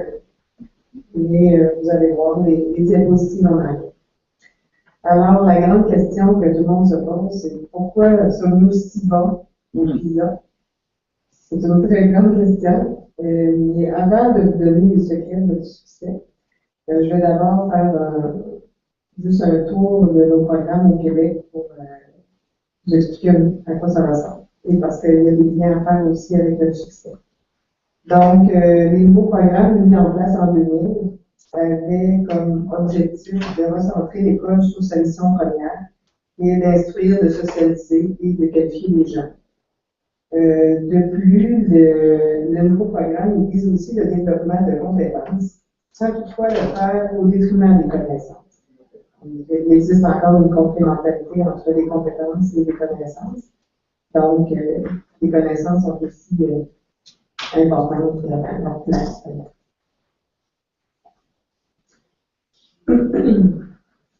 Donc, à l'enseignement préscolaire, à l'éducation préscolaire, la construction des concepts en lien avec la mathématique se réalise au quotidien dans les situations réelles et signifiantes de la vie de la classe. Donc, ce qu'on s'attend des enfants à la fin de la maternelle, c'est d'avoir développé, on pourrait dire, une attitude positive envers la mathématique, des comportements de mathématiciens sur des démarches et surtout des stratégies qui vont leur permettre de résoudre des problèmes. Donc, par exemple, ce qui est prescrit dans les savoirs essentiels, ce ne sont pas des contenus mathématiques propres, mais c'est surtout des stratégies. Donc, on s'attend à ce que les élèves soient capables de trier, du classement, différentes choses comme ça, toujours à l'intérieur des activités de la classe. Enseignement primaire et secondaire, il y a un programme qui est commun jusqu'à la fin de 3e secondaire. Et le programme de mathématiques au primaire est articulé autour de 3 compétences. On retrouve aussi les mêmes compétences au secondaire. C'est de l'IBL qui est un peu différent. Donc, les 3 compétences: résoudre une situation de problème, raisonner à l'aide de concepts et de processus mathématiques, communiquer à l'aide du langage mathématique. Alors, comme je vous disais tantôt, il y a une complémentarité entre compétences et connaissances.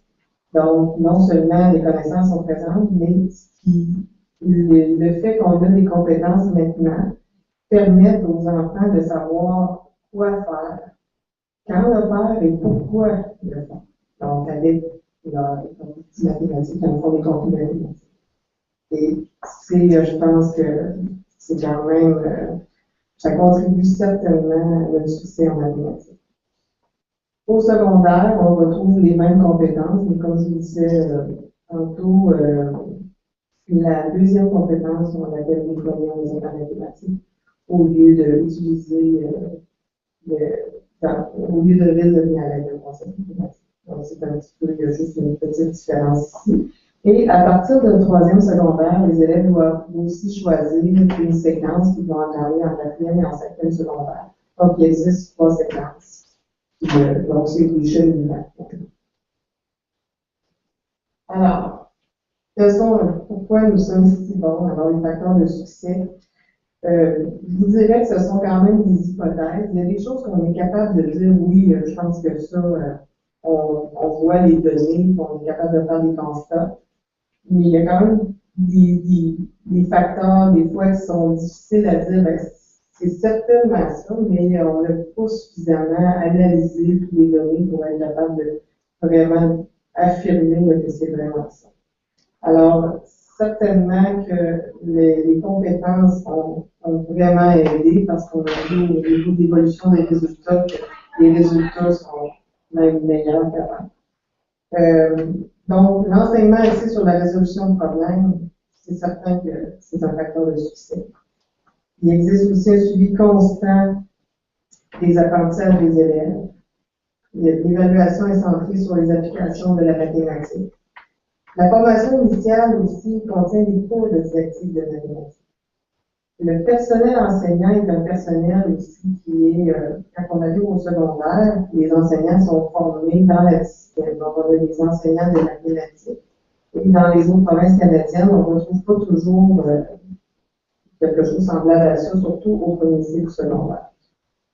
Et aussi, donc, il y a une meilleure utilisation des technologies actuellement. Mais ça reste encore quelque chose à améliorer. Les défis. Alors, les défis que les enseignants et qui nous restent encore à vivre parce que tout n'est pas parfait dans les écoles au Québec. Alors, c'est de rendre la mathématique vivante. Donc, quand je dis de la rendre vivante, c'est qu'elle soit perceptible dans la vie de tous les jours. Donc, c'est la culture mathématique aussi. Ensuite, pour les enseignants, c'est vraiment d'adapter leur approche pédagogique parce que les nouveaux programmes ont amené un changement d'approche et ça demande beaucoup d'investissement de temps. Et le dernier défi, donc, c'est encore intégrer davantage la technologie afin de rendre les apprentissages plus efficaces. Alors, voilà. Donc, c'est très, très rapide en très peu de temps. Et ça résume rapidement, mais je vous dirais, on pourrait en parler très, très, très tard. Merci.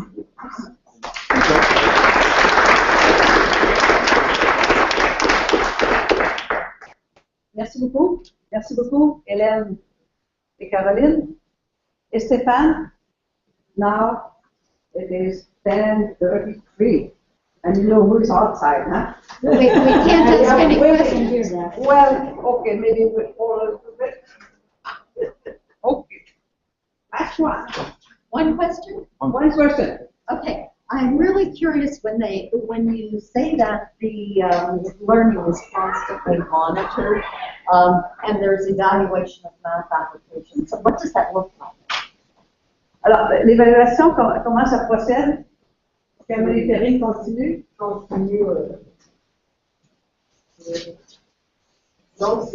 c'est un facteur. Je ne sais pas comment l'expliquer exactement dans les autres, mais c'est qu'il y a des apprentissages des élèves sont dans les rapports, on peut utiliser vraiment le terme d'activité c'est sorti dans le projet. Ça veut dire qu'il y a plus d'examens. Ça ne veut pas nécessairement dire qu'il y a plus d'examens. C'est que les apprentissages sont élémentaires, que ce soit les examens de constitution,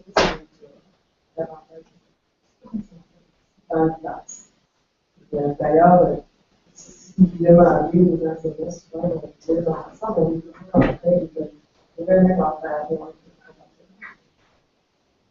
Yes, it's time with evaluation. It's a constant follow-up of that. And yes, Sylvie? Although I'm not in mathematics, I'm a science professor, but I contributed to the writing in the curriculum. So what I would say is that the whole pedagogical concept is anchored in what you call learning and evaluation situations. So the concept of evaluation is very, very closely intertwined with the situations that are put forward to the kids. So there's a lot of formative evaluation. So that's what it meant. It's a hypothesis. Yeah. Thank you very much. Okay. Merci. Now, okay, we need music and they come.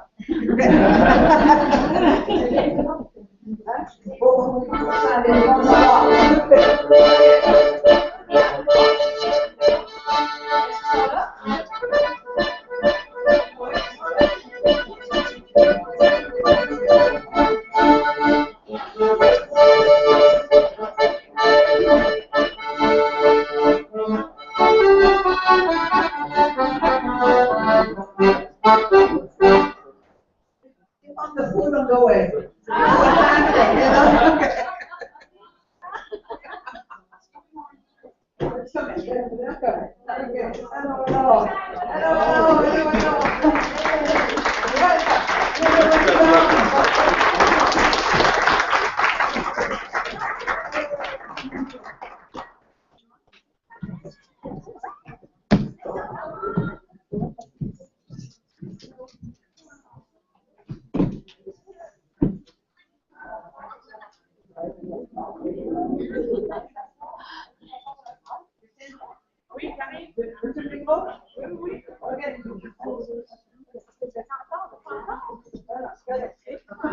Okay, your turn.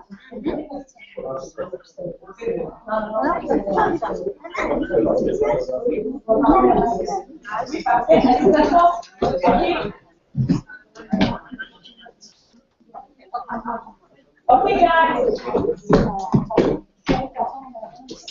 The chair. Okay, chair.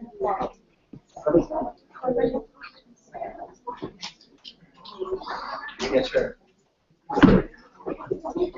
So it's not an international based, not in building. It is school based, not in building. We have a school.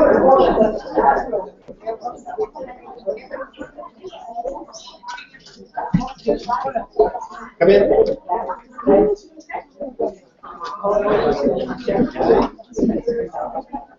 Take a chair.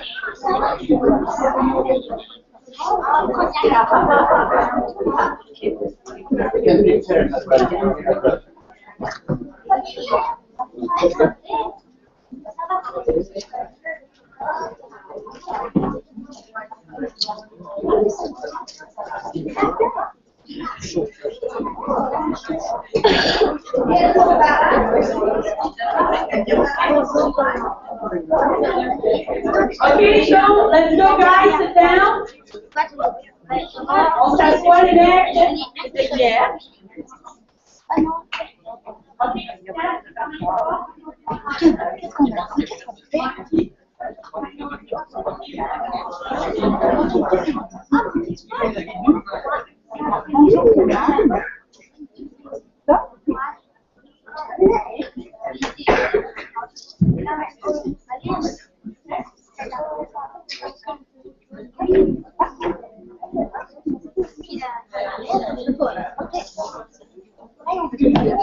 Okay, so we're really proud to be here to present you our knowledge building journey. So almost every kid has their e-shirt. So I will remember you for those who are not there and might just was pretty rusty on Tuesday. So we have 63 students from 5 years old to 17 years old who participate in Tomorrow's Innovator this year. We've done two field trips they will explain to you. Only a few of them have already used TF in school, so maybe 8 of them have already used TF, so they have really served as mentor to other students. We worked all week in 3 languages to make sure that the IDs were the main focus and that the children feel confident to bring them. So the presentation they're going to do to you will be in French, Spanish, and English, and we have put some slides to help you understand. We really based our work this week on progressive investigation, gain knowledge building. I have to say that as an organizer, we have to work with a big problem, the incredible motivation of the kids. So they never end working on TF, and outside the TF, ask the experts. They were there like at 5:15 in the morning, even if we told them to be there at 8:30.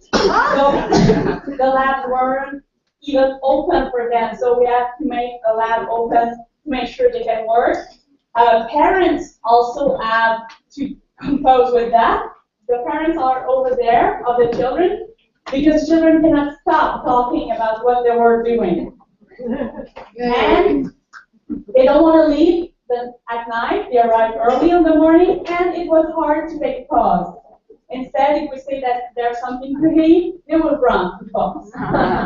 And as researcher, on the night, we want to work on the TF and do build-ups and everything, but it wasn't possible because children continue to work at home. So it was really a big problem, but a nice problem. You will see in their presentation that the child will really torn apart with big ethical issues about captivity and liberty. Their ID progress really on a large basis. And really the field trip and the exchange with experts help them to have a different point of view about captivity and liberty. First, we will present you a clip that resumes a week. And the clip will explain to you our knowledge building process. As my own conclusion, I can say that my team and I are really confident about our future as a society with tomorrow's innovators.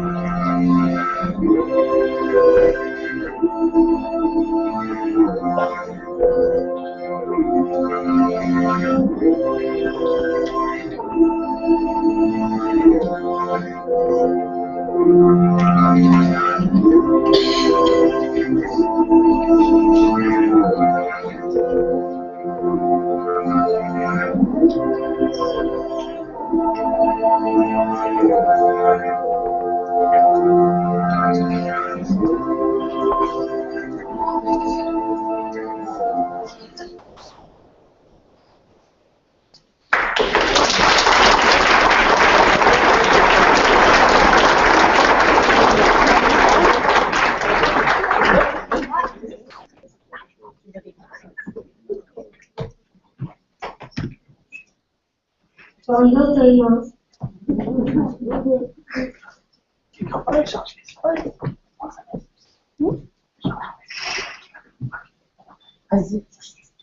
Aujourd'hui, c'est la présentation du groupe des idées.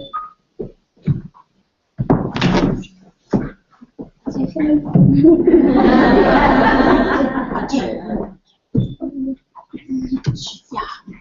Julia et Baptiste.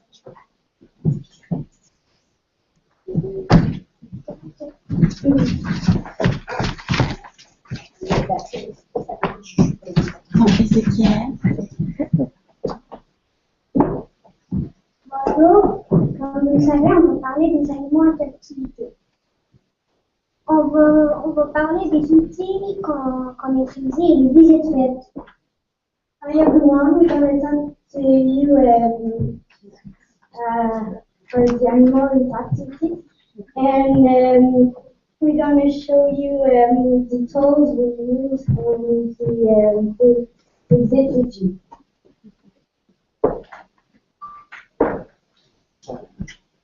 The tools we use is the key air,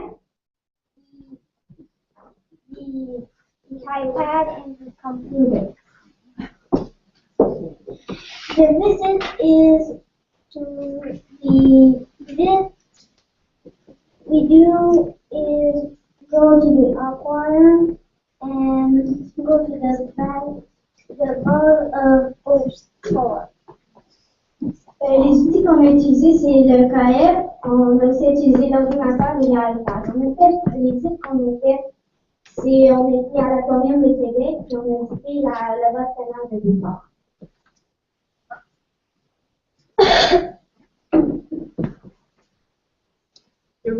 They really want you to know what Qu'est-ce le KF? Le KF est une plateforme où nous pouvons poser les questions qui nous tracassent, puis nous pouvons avoir toutes sortes de réponses. On peut aussi améliorer les idées des autres. What is the Kiev? The Kiev is a tool where we can pose questions and we can have many answers. We can change idea of other people. This is my Kiev. Ça, c'est mon Kiev.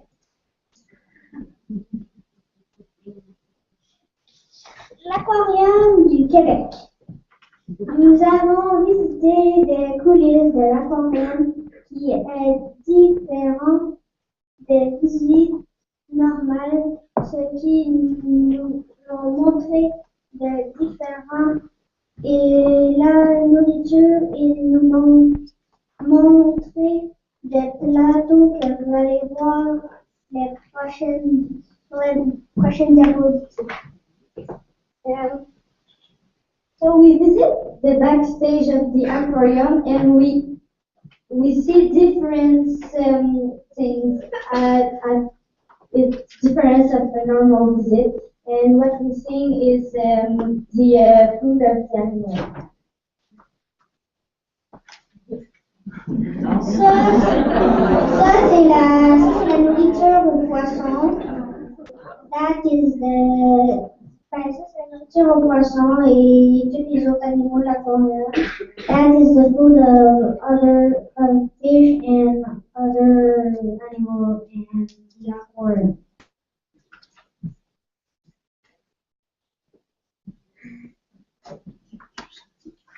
And that is the food of the polar bear. C'est la nourriture de l'ours polaire.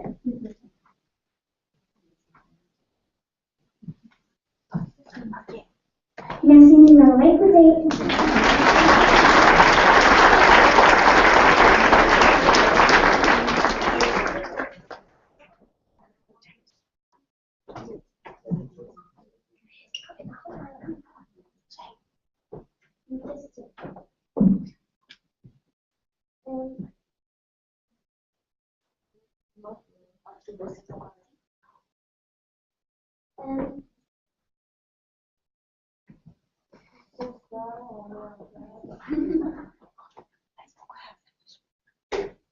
important dans l'activité des animaux en extinction? La réponse. On les met en captivité pour les protéger.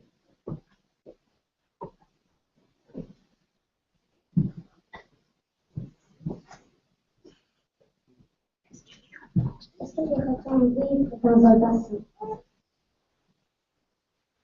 La réponse. La grosseur du bassin est de l'eau. De l'eau salée. Thank you.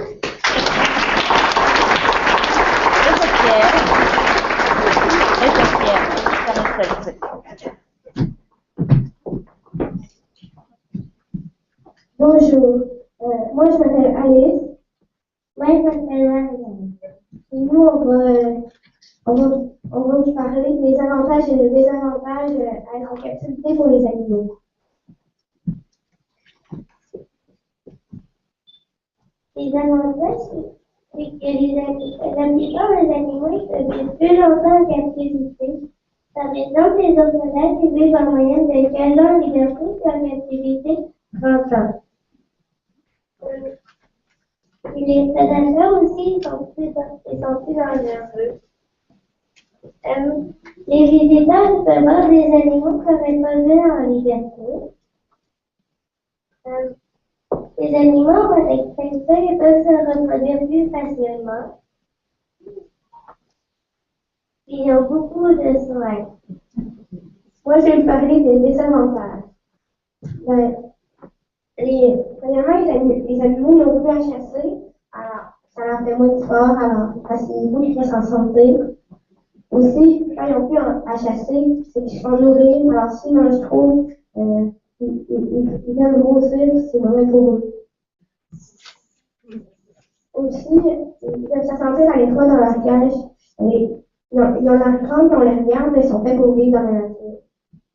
Aussi, s'ils sont faits pour vivre seuls et sans liberté, ils peuvent se trouver avec ils peuvent pas être en regard avec les autres animaux de la espèce. De conclusion, finalement, est-ce que c'est mieux pour les animaux d'être en captivité ou en liberté? Moi, c'est mieux pour les animaux d'être en captivité parce qu'ils vivent beaucoup plus longtemps. Moi, je pense que parfois, on n'a pas le choix de mettre les animaux en cage, mais je pense que c'est pas bien de le faire juste pour rien, parce qu'ils sont quand même faits pour vivre dans la nature. Merci de nous avoir écoutés.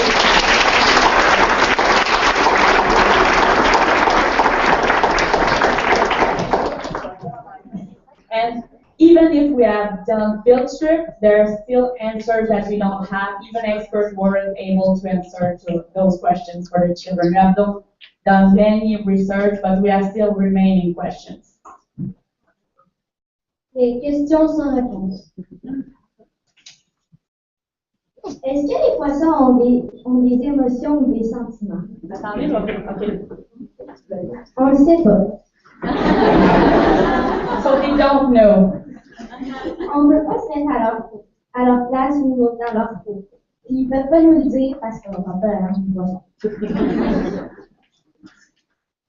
Est-ce que les phoques se sentent bien en captivité? À l'aquarium, les phoques ont tout ce qu'il faut. De l'eau, de la nourriture, des soins, etc. On pense qu'ils sont bien. On peut penser que ça dépend de s'ils ont toujours vécu en captivité ou non. Merci de m'avoir écouté.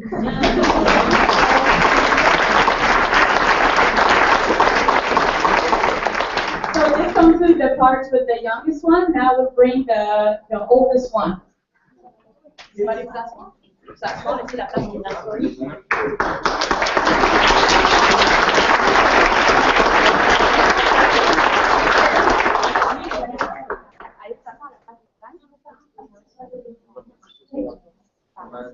Okay, don't be shy.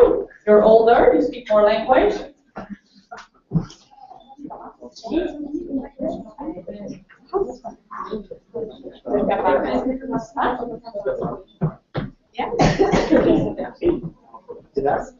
more space.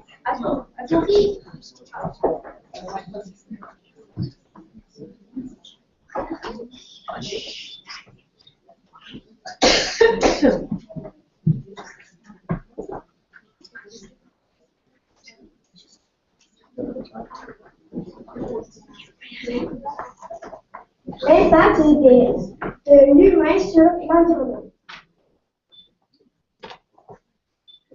Es el impacto humano en el medio ambiente. Mardi, on est arrivé ici à l'université, puis on est descendu au laboratoire d'informatique pour aller sur le CAE. Le CAE est un site de l'université où on peut poser des questions. Donc, où on peut partager nos idées. Puis, on est allé rencontrer un agent de la Fonde qui nous a expliqué un peu plus de détails sur son métier. On a vérifié si l'eau était propre, puis on était pour rembourser l'argent de la Fonde, on est allé à la boîte partenaire de Beauvoir.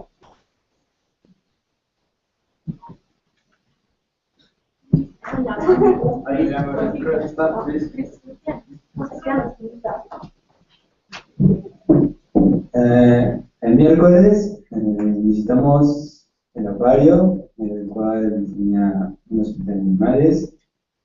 Nos dieron un curso o una introducción al buceo. También conocimos al entrenador de animales, al oso polar, y vimos diferentes cosas relacionadas con ello. Entramos al acuario, atrás al backstage. Conocimos todo lo que se hace adentro y las medidas que tienen que tener para poder tener a los animales sanos. Jeudi, on est redescendu au laboratoire d'informatique pour pouvoir finaliser nos idées. On a fait un travail d'équipe, on a trouvé des questions. Puis, puisque nous, notre groupe était un groupe trilingue, donc français avec des gens qui parlaient aussi l'anglais, et puis des gens qui parlaient espagnol. On a eu un petit conflit, une confusion, puisqu'on ne parlait pas l'espagnol. Alors, on s'est servi de la technologie, des iPads, pour pouvoir trouver une solution, pour réussir à faire un travail d'équipe. On a finalement fini par s'entendre.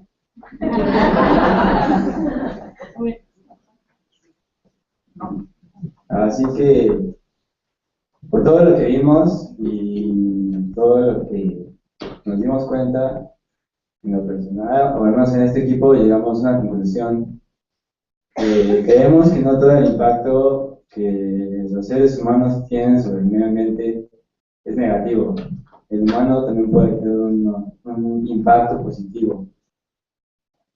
Por ejemplo, formas nuevas de pensar y de actuar para el beneficio del planeta, creando reservas naturales, nuevas formas de no tener una huella tan enorme en el planeta.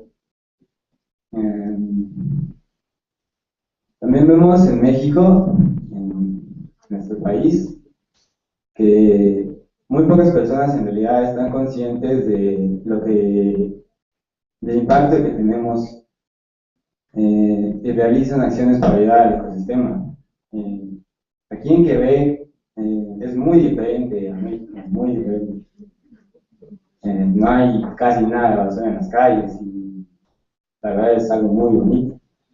Por ejemplo, in these peaks we show the contamination that are present in Mexico, things that we not very nice. I have a question. Until what point the humans we realize that we need the animals, we need to preserve the ecosystem. environment, and we are all together. Thank you. Thanks.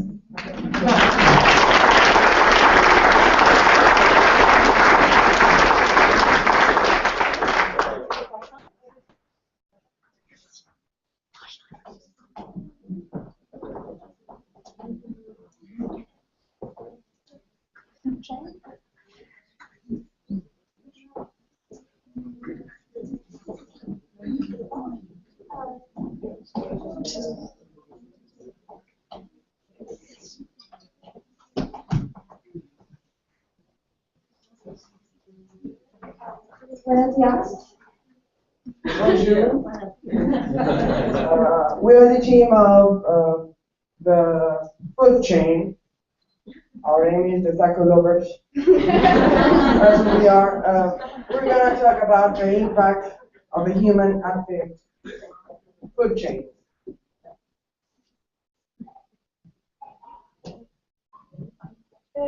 What's the food chain? What's the food chain? The food chain is a linear sequence of links where shows who is to who.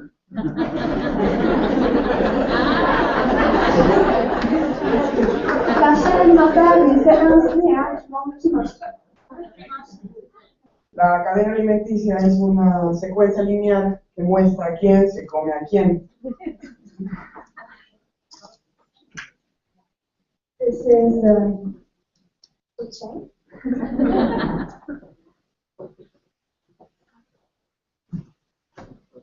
How does a human affect the food chain? With activities not controlled as the hunting and as the pollution that we cause at the natural habitats of the animals that live in the nature, the environment. Comment les humains affectent la chaîne alimentaire? Les activités non contrôlées comme chasser, causer la contamination, ne pas contrôler la surpopulation, détruire des habitats naturels, etc. ¿Cómo afecta el humano a la cadena alimenticia? Con actividades no controladas como la caza o causar la contaminación, no controlar la sobrepoblación de animales o causar la subpoblación de los animales, destruyendo hábitats naturales. That's the food chain of the earth animals living in the ground.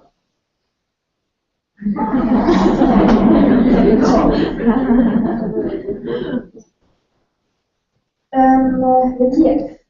Le Kiev est un programme sur lequel nous avons écrit nos questions que nous nous sommes posées avant d'avoir rencontré les experts.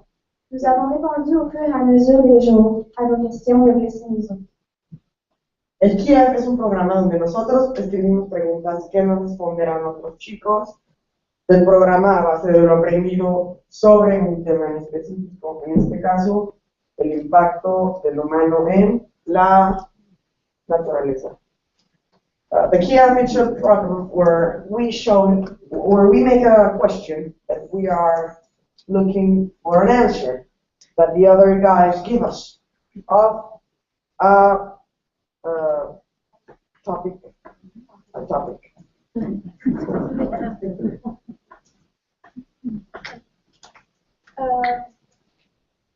The aquarium. In the aquarium, the small fish and the shark are separated because the shark is a predator and they hate the small fish. The aquarium helps preservation and reproduction of species and endanger extinction. Humans have to do certain activities like hunting seals to get food. En el acuario los peces pequeños se encuentran separados de los tiburones, porque el tiburón es un depredador y se los come. En el acuario los tienen en cautiverio para ayudar a su reproducción y la conservación de sus especies que están en peligro de extinción y que no necesariamente están. Los humanos hacen ciertas actividades como la caza de focas para conseguir comida en Quebec. En México es un trofeo. So there is the food. That's our visit to the aquarium. How does UML can use the biotechnology to help preserve the future? That's our last question. Merci beaucoup.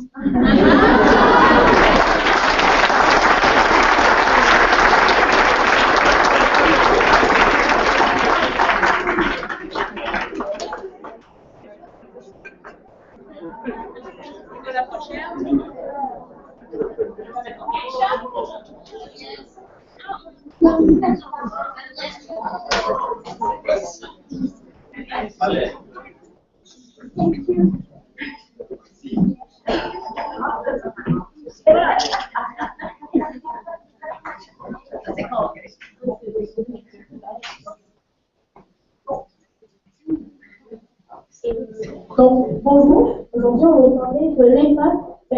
En fait, au début de la semaine, mardi, on a une première question qui était quel est l'impact de l'humain sur la forme? On s'est posé plusieurs questions et on est arrivé à se dire que l'impact n'était pas bénéfique, c'était pas le meilleur impact. Nuestra pregunta inicial fue el impacto de los humanos en la naturaleza. Nosotros trabajamos sobre esto principalmente, pero también surgieron varias preguntas dentro de ellas. On a eu une première réflexion en groupe et de l'enfant on a trouvé que l'impact n'était pas bénéfique. Lo primero que hicimos en grupo fue una reflexión de lo que estamos haciendo y de lo que no estamos haciendo.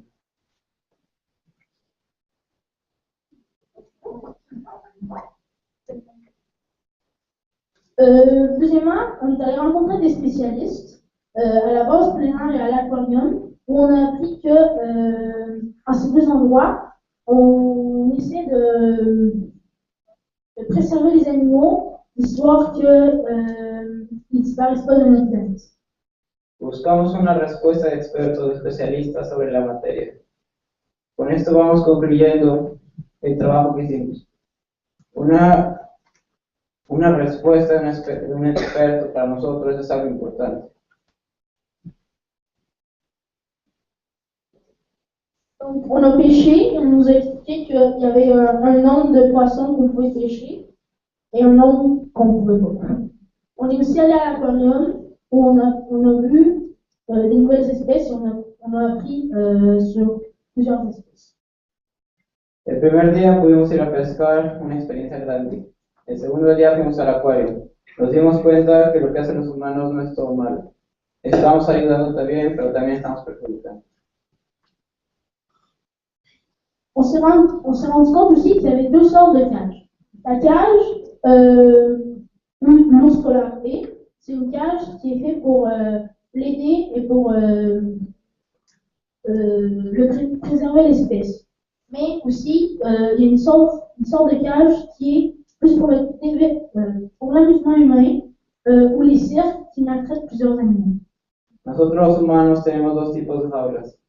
La jaula para salvar, la jaula para ayudar y la jaula para maltratar y divertirnos. Hemos sido bastante egoístas para hacer esto. On a une troisième réflexion en groupe et une question nous est sortie sur le CAED. Une question nous est sortie.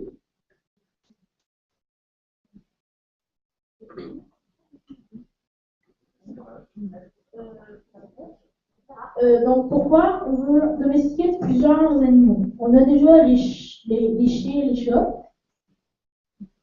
¿Por qué queremos domesticar más animales? Donc on a déjà les chiens et les chats. Donc pourquoi on veut plus d'animaux juste pour le divertissement des humains, comme des tigres, ça voilà. Tenemos gatos, perros, pero también un tigre. El tigre no se ve necesario, pero lo tenemos. Donc, merci beaucoup.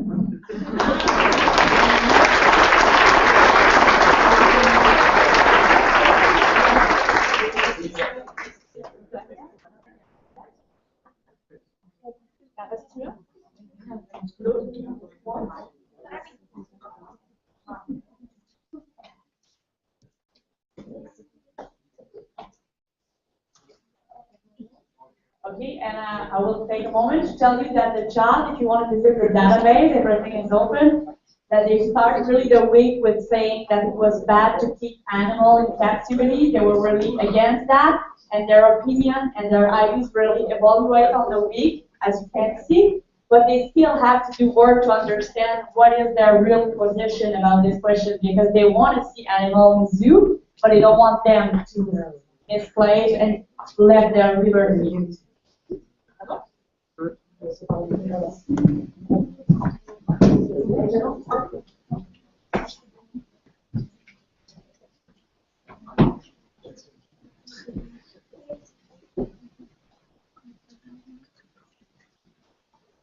Hello, my team and me will show you our presentation that we did. With the help of KF, we came up with that question.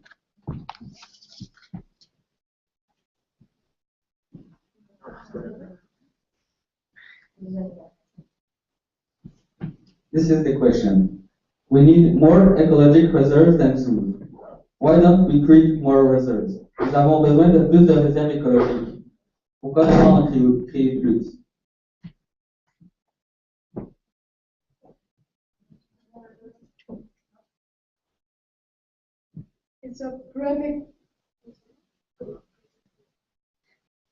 It is a protected ground to preserve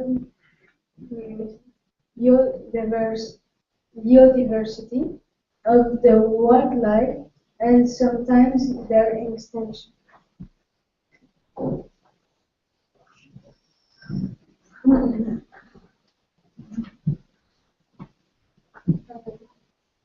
It's a park where the animals can be bred and shown to the general public in a limited space. We arrived to this question by visiting two places during 2 days. First, we went to the park where we saw a wildlife official and explained what he is doing in his life. We also went fishing. The second day, we went to the aquarium of Quebec, where we learned about animals captivity. We learned about how much costs to take care about animals in zoo.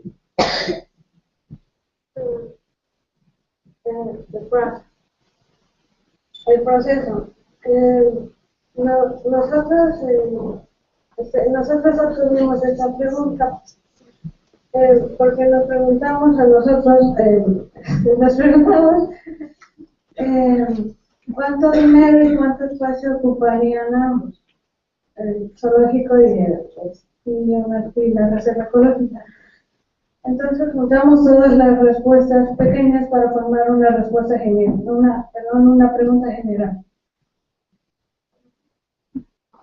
So the first answer was the ecological reserves don't have enough money to maintain all the species, and they get the money by the donation and sometimes by the tourists, but they don't have the same numbers of tourists.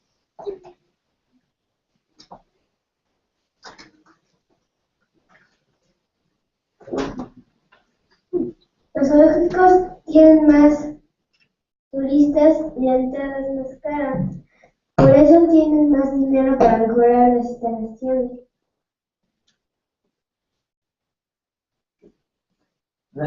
Nuestra tercera respuesta fue que las reservas ecológicas tienen más espacio que un zoológico. Además, el problema es que en algunos países el territorio es limitado.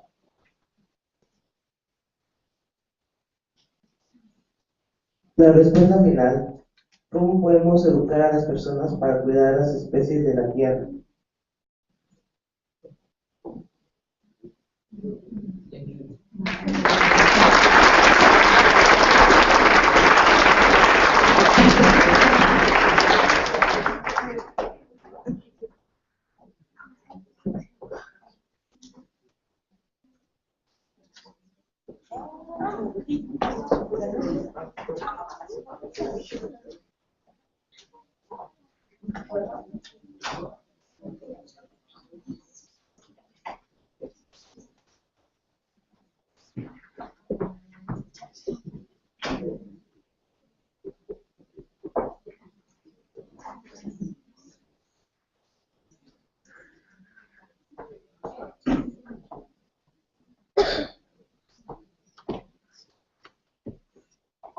Bonjour, mon nom c'est Maria José Diana.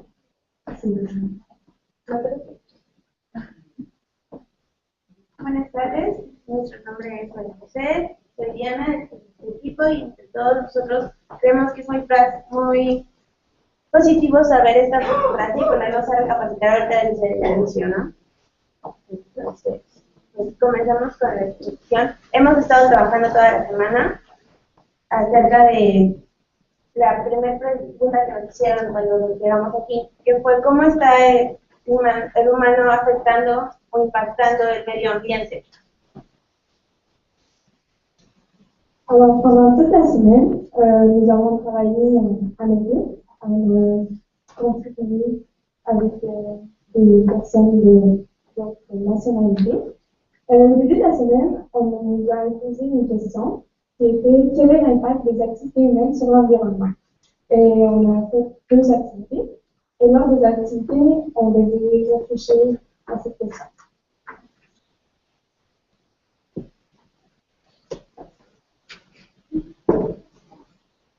Las primeras respuestas que nosotros mismos dimos como personas individuales a esta pregunta fue que estamos generando la contaminación y con eso estamos afectando, estamos cambiando el ambiente que nos rodea, toda la naturaleza, lo estamos modificando para nuestro propio lujo y que hemos roto de cierta manera el curso natural de la evolución de los animales y de ciertas plantas al tenerlos en cautiverio. Entonces, pues vemos la parte positiva y negativa de eso, porque también está la parte positiva que hicimos más adelante. Alors, nos premières idées au début, pour répondre à la question du début, étaient la pollution, la destruction de l'environnement qui nous entoure et l'interruption du cycle naturel de l'évolution. Car quand on enferme les animaux,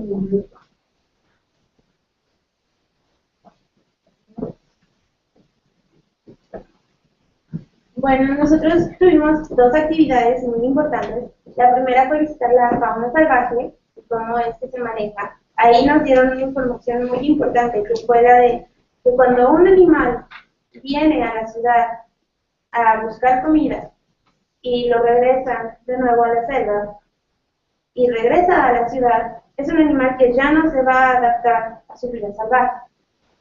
Y después vimos la contraparte de los animales que viven en cautiverio desde que nacen, como fue el caso del oso polar, que ellos realmente hacen caso omiso ya a su instinto natural, porque el oso polar vive a unos metros de los leones marinos, de las focas que son su alimento, y realmente no le interesa. Entonces nos dijeron que estos animales ya no se van a adaptar si los liberan en su ambiente natural. Alors, comme je l'ai dit tantôt, pendant la semaine, on a eu accès à des activités. Et ces activités-là ont changé un peu notre vision des choses et ont alimenté notre curiosité. Donc, à partir des activités, on a de l'information qu'on a recueillie, on a augmenté notre curiosité, comme je l'ai dit, et on a créé de nouvelles questions.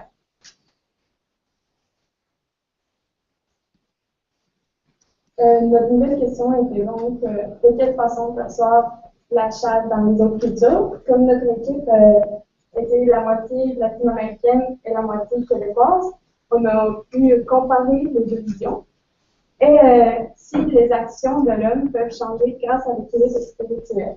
Car on pense que souvent les humains, on a tendance à réfléchir au luxe et tout ça, et on ne se dit pas sur ce qu'on a vraiment besoin. Ce qu'on veut et ce qu'on veut pas. Donc, ça affecte notre environnement.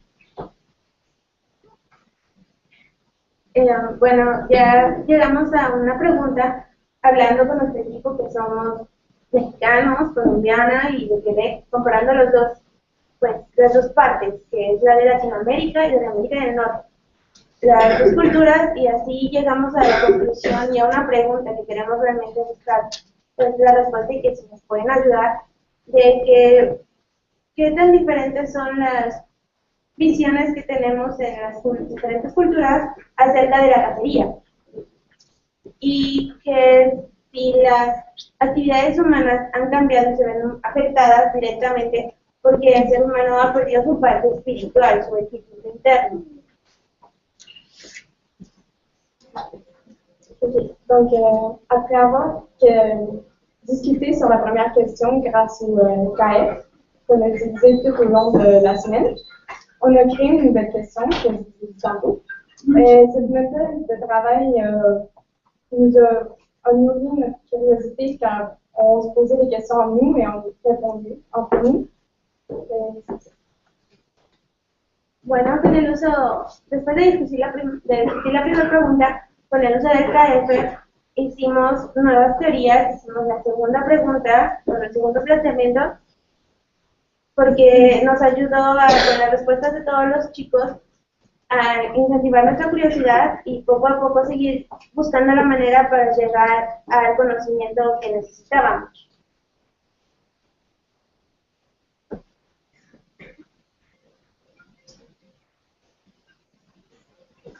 Notre théorie, après avoir discuté tout ça, on a fini par comprendre que l'humain néglige sa spiritualité et c'est pourquoi on perd de l'équilibre et ça affecte. Bueno, llegamos ya después de poner todo el conocimiento con nosotros y platicarlo un muy buen rato, llegamos a la conclusión de que el ser humano se ha descuidado tanto internamente que ha generado un desequilibrio en su ser, y como puede generar cosas buenas dentro de sí, cosas malas, y esas cosas son las que está exteriorizando. Por eso hay cosas que el ser humano puede hacer buenas, podría ser las tecnologías, y cosas malas que vienen siendo la destrucción de su alrededor, la destrucción de todo el entorno natural y los ecosistemas.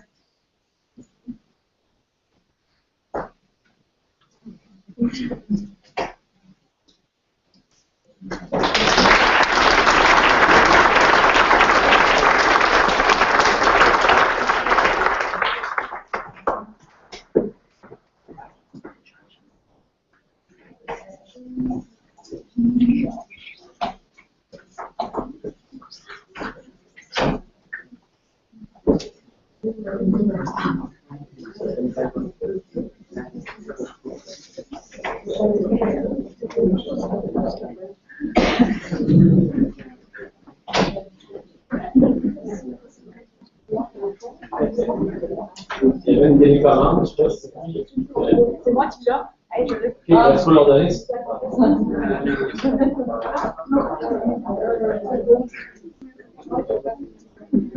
Okay.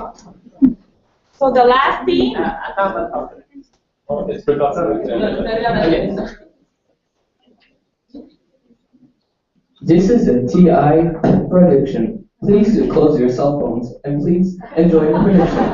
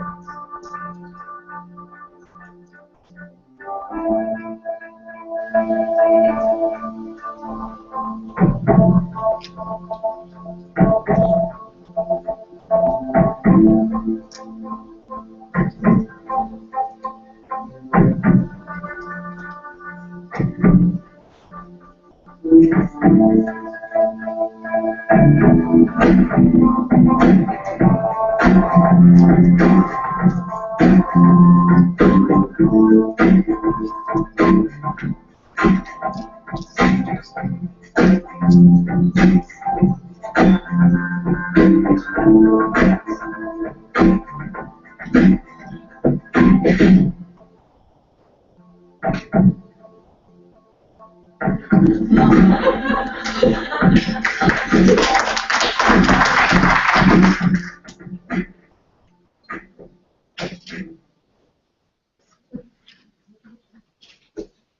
Chers chercheurs et membres de l'audience, nous sommes une équipe qui aimons nous poser des questions. Comme vous avez pu le voir dans notre vidéo, nous sommes préoccupés par la santé de notre planète et nous voulons la protéger. Aujourd'hui, notre question est: quelles sont les conséquences de la chasse? Dear researchers and members of the audience, as you've seen in the video, we are very preoccupied by the health of our planet, and we want to protect it. Today, our question is, what are the consequences of hunting? Thank you. All right. Hunting is the act of capturing generally animals for a recreative purpose or just for food. There's two human types of hunting, and that's illegal and legal hunting.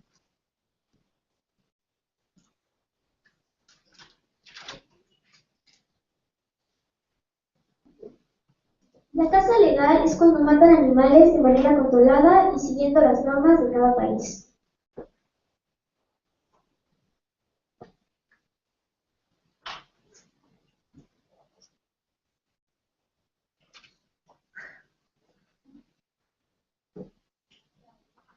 Chasser illégalement, c'est de chasser de façon contraire à la loi, quelle que soit la façon.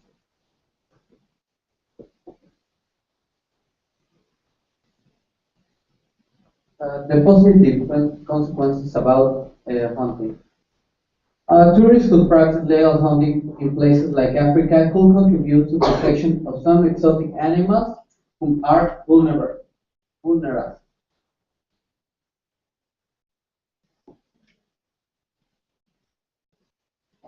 Bueno, otra de las consecuencias positivas que la caza puede tener es que esta estimula a los dueños de las tierras a acomodar y proteger la vida salvaje. La chasse légale est 10 à 20 fois plus chère que ça coûterait à un écotouriste de faire ces activités, car cette sorte de chasse a besoin d'un licence.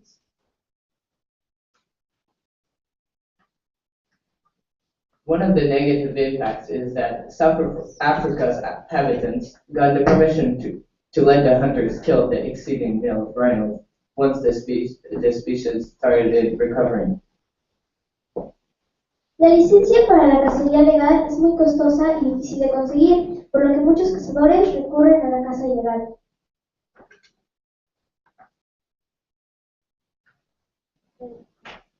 Généralement, les chasseurs veulent tuer les animaux les plus grands et les plus forts. L'action peut avoir des conséquences désastreuses sur certaines espèces.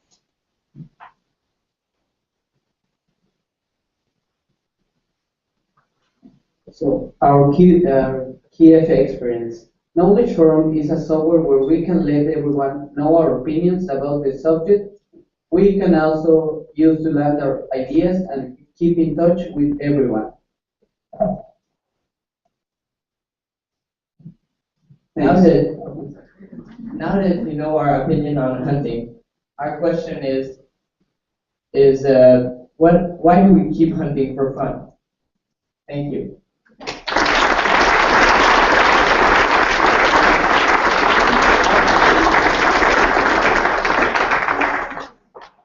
So this is the conclusion of the Tomorrow's Innovator for this year. Thank you very much.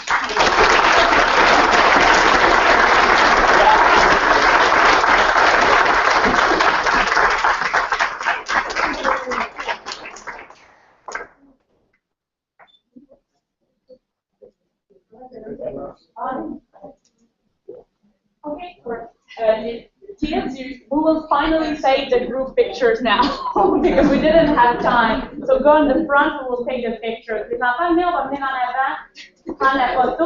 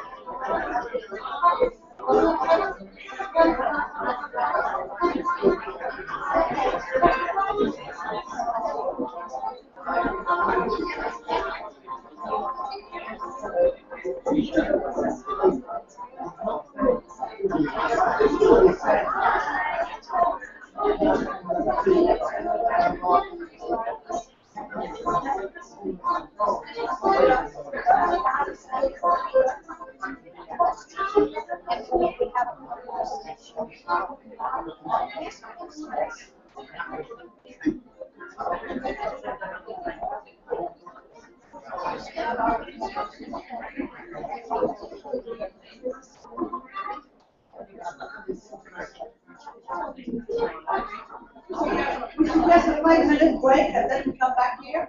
Time to get the coffee. Do whatever you want. Just 5 minutes. The music will start again in 5 minutes.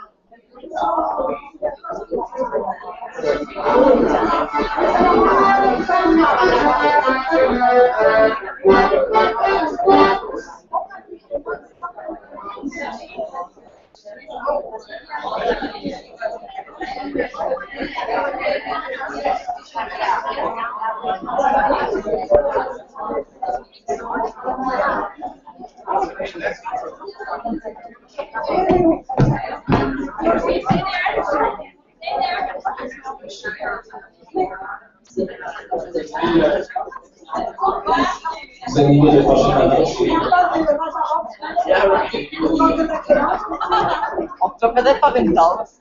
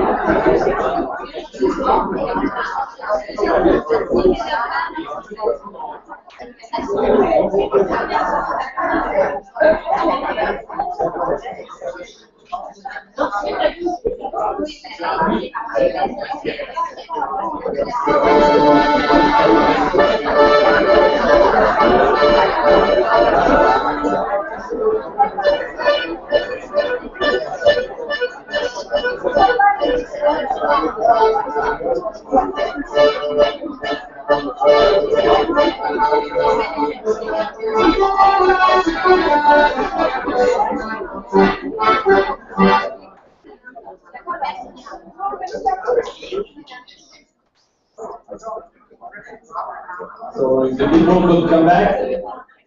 Just a small announcement about the sharing of the presentation papers and the photos of the event. So if some of you have taken pictures or photos, and if you want to share your presentations, your PowerPoints, and your papers, you can do so on the Summer Institute website, ikit.org/SummerInstitute2014. On the right side, I set up this morning a link which you can click and open our the text public enclave, which is sort of like a public Dropbox. The password is KBSI2014. So you open the link, you simply type in the password.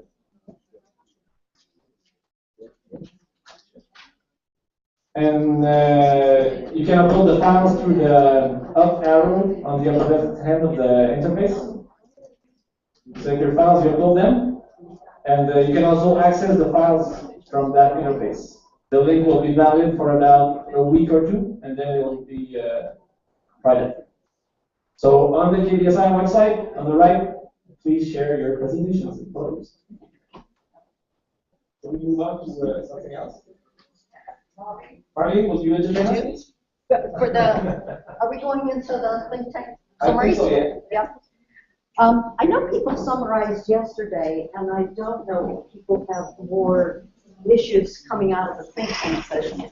I'd like to flip it around and say, what were the burning questions that led us to set up these think tanks? What are the things that we believe we're going, not believe we're going to do, we are going to do? And, oh, sorry. Push very, very hard. Oh, yeah. So There are some things that are huge and burning issues. And while I feel like I've gotten reflections from the think tank, I don't feel that I personally, maybe other people feel differently, could operate tomorrow on your suggestions. So I want to give you a couple of the kinds of issues that are burning issues that feel to me unsettled. And I'm going to start with the Hubs of Innovation group. I'm going to do this for each of the 4 groups and then just open a conversation to where we are. For the Hubs of Innovation, I'm starting with it as opposed to professional development and knowledge mobilization, because just to anticipate, we're imagining professional development, knowledge building, knowledge mobilization, getting our wares out, trying to cope with the demand of people who keep saying, how do we do that? Can we have a workshop? How do we even learn about knowledge building? Well, we are going to create the knowledge wares that enable that, and we're actually going, according to this plan, we're going to charge money for that. And this community is the one volunteering, contributing the services for that, and that's how we build our pool of central resources. So I want to come back to that, but now I want to tell you my burning issue about Hubs of Innovation. And I know I appreciate this not becoming an elite organization, having our work distributed through lots of powerful entities. But it actually remains in our world when you hear people say, oh, come look at what we're doing knowledge building, and we go and we cannot see knowledge building. We do not know what they mean when they say our school is a knowledge building school. When people go to the Institute of Child Study, they say, I wish my school could do that. Now, there's an absolute difference. And once we start recommending places where people can see live work in action, if they want to talk to teachers, if they want to start having other teachers mentor them online, we need to know something about the quality of that work going on. So for me, the issue is, in some sense, you are elite. I mean, you're doing things other people aren't doing, and the definition of what a hub is has come out of what are those special things? Like, what is it that you stay for a while and go to Singapore and create something really new and different, but you couldn't have done that out of any school. So that's the issue. If we can't define what a hub of innovation is, how do we recommend the places where you get the help and get to see what's happening? So I don't know if we should discuss these big issues one by one, but that for me is the hub of innovation dilemma of the high school. Any? Hey, back there. Well, I agree with you, my little strange.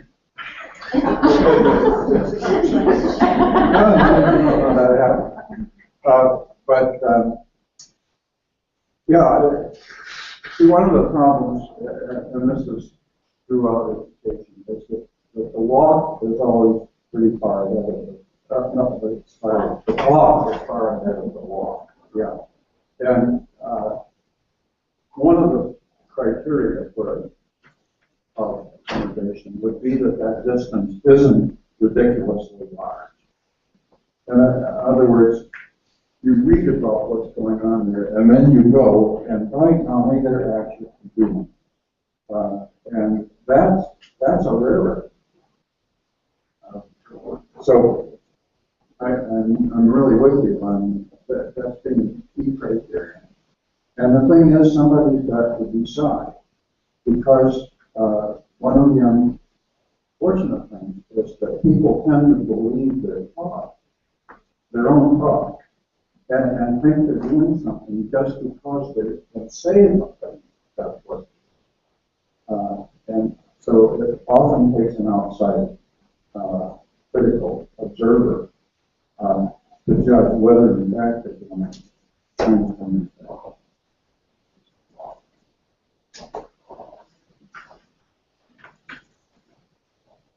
Anybody else?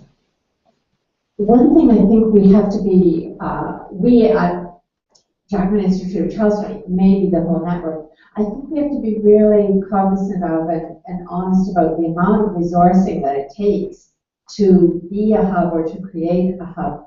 There is nothing that we do that we could have done in the same way without IKIT, Carl and Marlene, all the people who have worked with them and with us in this way. It's quite intensive and has been supported because we've had years of people saying, is that really knowledge building? Well, we couldn't really see it. Could you bring us an artifact?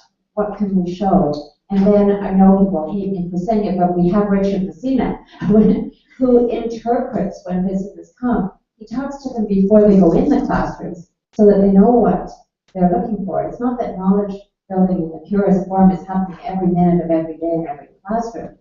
We are building a platform of understanding before people go in to have a look from the observation room, so to speak. They're in the classrooms, but there's a great need for that resourcing. Truly, when we heard your stories this morning, we heard the teachers again and again say, Truly was quiet and listened. Truly then said just the right thing at the right time. And so I think that we can't imagine hubs developing quite the right warm welcome for newcomers and without really addressing the issue of where is the resourcing going to come from. I just want to say, the reason why we wanted to speak about hotbed communities is that I think what, as Elizabeth has said, I think it's the resources that transforms a place of creativity, a place of innovation into a hub of innovation, a hub in the sense of having this inherent responsibility of then sharing what we've discovered. The resources were, in what I heard over and over again in the Singapore experience and my own experience as a teacher was that there were individuals who said, this is new, and we need to share this. Because when you are in it, you're not aware of what is innovative. So you do need that critical eye, not just to help us in our own reflection in determining whether what we are doing is on the right path, but also in highlighting what is interesting, might be of interest to others. When you're in it, it's difficult for you to be aware of what is innovative. You're surviving, and yet, and all those, the 3 Singapore teachers, it's others who let us know that what we are doing is of interest to the rest of the community. So that was just it. Well, I just wanted to say also that I think that one of the things we need to think about is that if we want to see science knowledge being created, it's hard to just take a slice of that and to go and visit somewhere and see a scientist sitting in the library all day. It might not feel like a hotbed of innovation, right? And so I think that it has been important that when we hear the teachers' stories from Singapore, that Julie is talking about the trajectory and the teachers themselves are laying out this trajectory. When you go to visit ICS, that Richard's there. I mean, it's not that, I thought of this when Maria talked about, it's really important to have principals and ministry people visit the classroom. Well, sometimes people see things that might trouble them, even though it's a natural part of the trajectory of knowledge building. And we have very different, not just the critical eye, also this piece of, this is more of a progressive improvement process, and that needs to be captured. So I do think that we need to think about hubs of innovation, that they have incredible affordances, but that you also need to build that context through the kind of stories that we're talking about, the kind of websites and videos, stories, and all of that kind of thing, so that people, and it might be snippets from different hubs that help tell a powerful story. So I just think we need multiple ways in. But one of the requirements then, which is, I'm getting into this requirements thing because I'm just obsessed with this notion about what we would call a hub and how we would start spreading So that's this issue about, but if the teacher doesn't tell us the story, we do not see what's happening in Singapore. Not one of us, like 80% of us don't even know that something's going on in Singapore. We don't know the stories. No Zheng Wei is asking, so what are you going to do next? And 3 teachers can say, I can tell you how I'm going to improve next year. But that mentality that says, I'm actually on the trajectory, so it's, where did those stories, how are we going to keep those stories alive? Because I think every time we leave the summer institute, as people say, we gear up again in July for another summer institute, but those stories don't continue. And, well, Fernando, you were saying, I can talk to somebody of consequence in my district. I have nothing to show them. I don't have BC. I don't know who the partners are. I don't have the stories linked from any sites. I have no basis for a conversation. So it's hard to take a host and say we share a responsibility for getting our stories up front. For like, it's not something the A1 team can do. And Richard, I keep going back to our analytic tools show something changing each year. That change is mirrored in students doing better. Imagine people believe that we have a committed team of people who could do better every year, and their results show they do better every year. I mean, it gives me this kind of Quebec's mathematics score. You say, I want to go visit Quebec, look at what they're doing in mathematics. And so it's that vision for us, which then puts yet another burden on us. We need your data. Now, I don't know, Julia, we should speak to when you say you could look into our database. What do you mean? I literally mean that a group of people can actually read our database and figure out for us where are the gaps that we have not in terms of knowledge building. Are we just doing very regular, probably, students are doing activity and stuff, but if we have questions that really push knowledge building trajectory, are we still choosing questions that our teachers are comfortable with? I literally mean that the database can be open to a group of researchers to look at and then inform us. Because part of the thing is also, when you are in the system, the commentary that comes from the system is quite different when you have comments that come from the international community who knows exactly what you look at. One of the toughest things when we designed the learning journey for principal was to show them the process.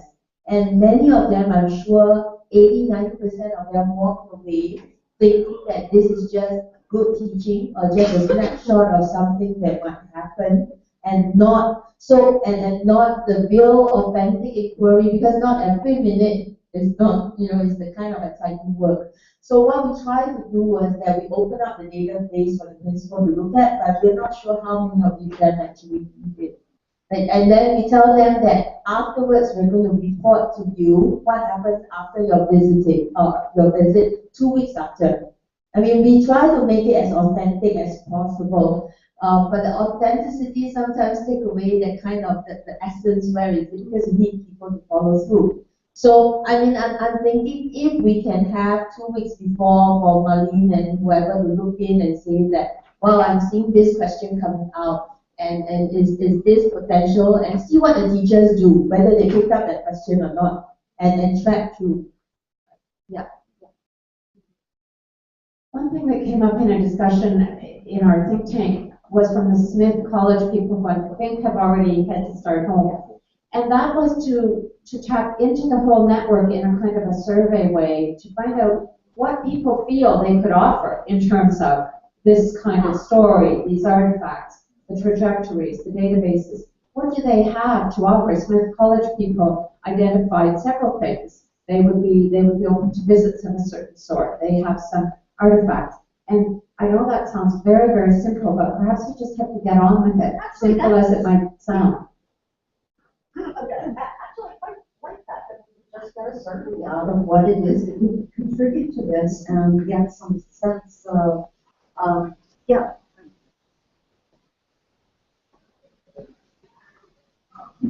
Out of the professional development, we came a further idea that's been mentioned. One of them is that several people around the table were asking, we need video clips, video resource clips about your work.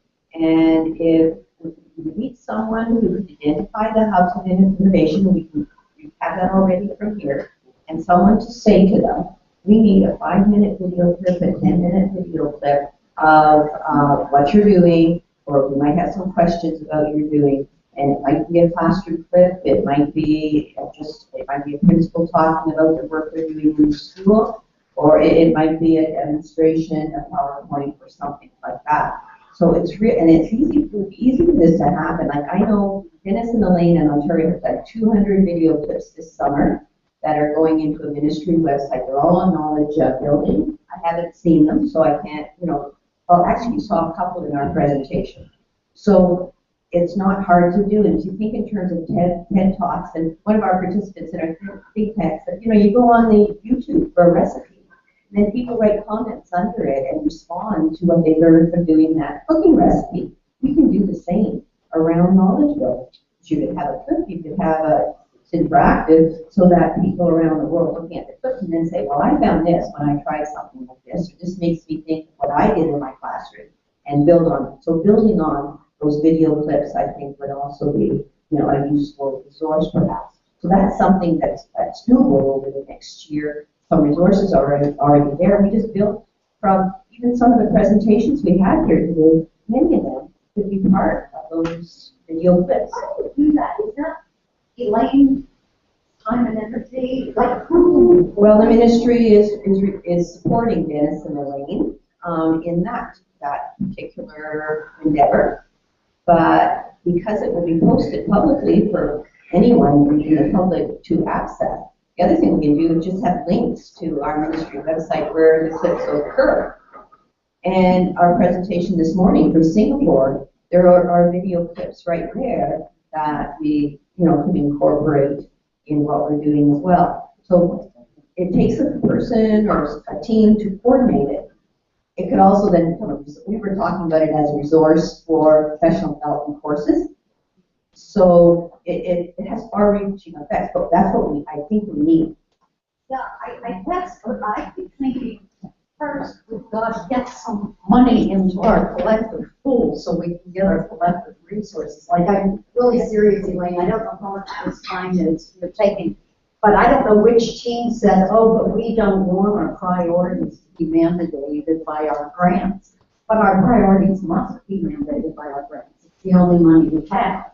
So if we don't do what our sponsors need us to do, we don't do well by our sponsors. We have no sponsor who says we need the international network of videos. We have tried to run videos from these presentations. They're not very sophisticated. There's somebody talking about a video that's already hard to hear, and we for years tried to collect. You listen to what people say, and you think, wow, I didn't even know we were doing anything in that area. But we don't. We need somebody on that task. We probably need somebody in Singapore. We're recreating somebody everywhere getting these. So it comes back to a resource, and I think that's why this issue about what if we all agreed to teach a course, and that course was going to do knowledge building around the world. I'm making this up as a title. And so then Quebec would take 2 sessions, and Singapore would take 2 sessions. And so we would do it kind of professionally, but we then charge people who, from the hour, like we put it up as something that we were doing, of course, in knowledge creation in educational settings around the world. I don't know, maybe some people would take it. But we've got to do something that actually brings money in at the time we keep generating what we do, which takes me to the assessment and knowledge form. Again, we're mandated by what our grants people, the people who are giving money. We actually can build none of all of these dream things we're talking about here, because the best we can do is, with the money we have, be responsible to our grant. So if in fact we're going to escape that, we actually need somebody. We have talent around the world of just a stunning sort, but somebody's got to manage that talent. Somebody's got to put them in an open source network. Somebody's got to figure out how to come up with a really marvelous interface to get these new analytic tools connected. So right now it's great volunteer work from our community. And I think that's why we all go back to our busy lives and then we pull ourselves out in July. And so I just wanted to move, that's the hubs of innovation. I was wanting to move to the technology and assessment. Did you have any thoughts? I know you did a lot of interesting stuff about volunteers, but do you have a thought about how to move forward without more resources into technology development and assessments right now? Any breakthroughs on that? Well, Frank and I had a really good conversation about some absolute needs that he needs in the Netherlands that might possibly be something. He needs to run professional courses, and he needs rock solid technology that, you know. And so it could be that we could put an engineer on that, which would help everything. But so that's a small thing, but it's in fact. Not really. I think what the best we could do in this round was to essentially get sort of ourselves organized in terms of a working group that is committed to seeing this move forward. So it's no longer sort of one person or two people or just yourself working this task, but rather a commitment from I'd say a group of 15 people to keep moving this forward. So the nature of the problems I think were too big to tackle in the short amount of time that we had this week. But I think looking forward, we have some ideas. Resources is always an issue, but have some great leads on bringing together people from a larger open source community to perhaps work on this. And we also have sort of recently refound expertise in terms of tackling like whatever Frank was, whatever those demands might be, to actually spec them out and simply just deliver on them, without getting too hung up on the bigger picture. So we might take a slightly different approach. Instead of doing the perfect solution for all, that we take these instances where you need a specific here is our specifications, and we push on that piece, and it gets done, and we build out the next piece that way, and see how it unfolds over the next 2 to 3 months. It's a reasonable amount of time to spend before we reassess exactly what direction we're going in. So I think that's roughly where we got to. So are you actually saying there is a working group that is a volunteer team right now, and you think that progress is going to be made in the next couple of months? So yes. Yes. Well, that actually quite significant. So actually, that's great.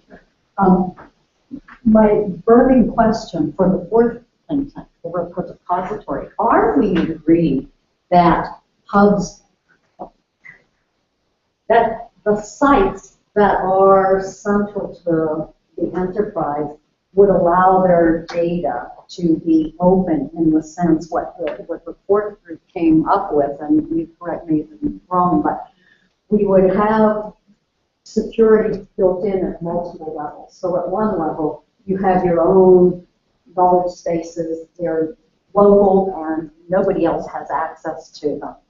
You would be able to sign in though at the level that says, my data, if it's completely anonymized, could actually be open to the broader community to look at. Now we know the ethics for that aren't so hard because universities have looked at many medical places where data is put into a central repository, so you can never identify a single person.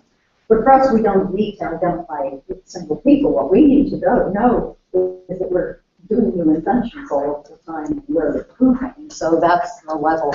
I don't know if you want to say more about that, but I think the one side is the design, which I thought we made good progress on. Also, the issue is it's fair to ask working groups to let their data come to repository that would be an analyzed repository. you want to add anything? I think the issue is between having all these features requests coming in and having the big issue is actually having compatible feature requests, that they all share a common core of the design principles and architecture for the core of the KF itself. So before, we can't have a perfect solution if we don't have a perfect indexing of the data. That's what we're wanting. So that's why I was talking about having standards for like types of elaboration, types of notes, types of authors, the different roles we can have. So we need a big map, a conceptual map of what exactly the pieces of information and how they fit in a bigger, broader sense, and how we can extend these afterwards. So I think you start building from the bottom. So we need that core first before we can start implementing that nifty feature and all the bells and whistles of the analytics. So it's a choice we have as a community. Do we speed it up on the front end side or have a solid back end to allow these kinds of data sharing on a massive scale? And then I guess the other question is, how many of you would let your data be streamed to a repository, an anonymized repository? Does that sound scary and horrible? Does it sound Actually, straightforward? the central repository is misleading because the way it could be designed is having decentralized servers, like every producing party has their own server, and they host their own data. And when research teams say they want to replicate that data and work on it, the replication itself will be encrypted, and the different levels of access to the non-anonymized data would be the encryption keys themselves. So anytime a piece of data, say on site A, becomes updated, like say, some names slip through the cracks, and it's updated in one place, it could be updated all over the place. So that way, decentralized data allows for security, it's a form of backup also. So if the school server catches on fire, you can take the encrypted data from the researcher and use their original encryption keys, which they should back up, to unlock their knowledge bases. So that's the basic idea I had as a technological solution to the data sharing problem.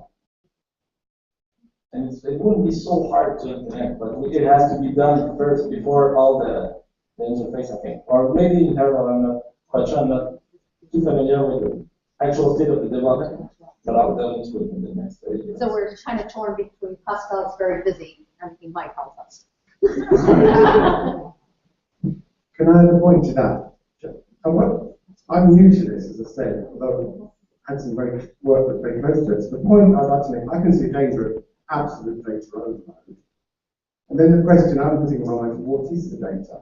What I can see what the data actually is meaning attributed to observed action.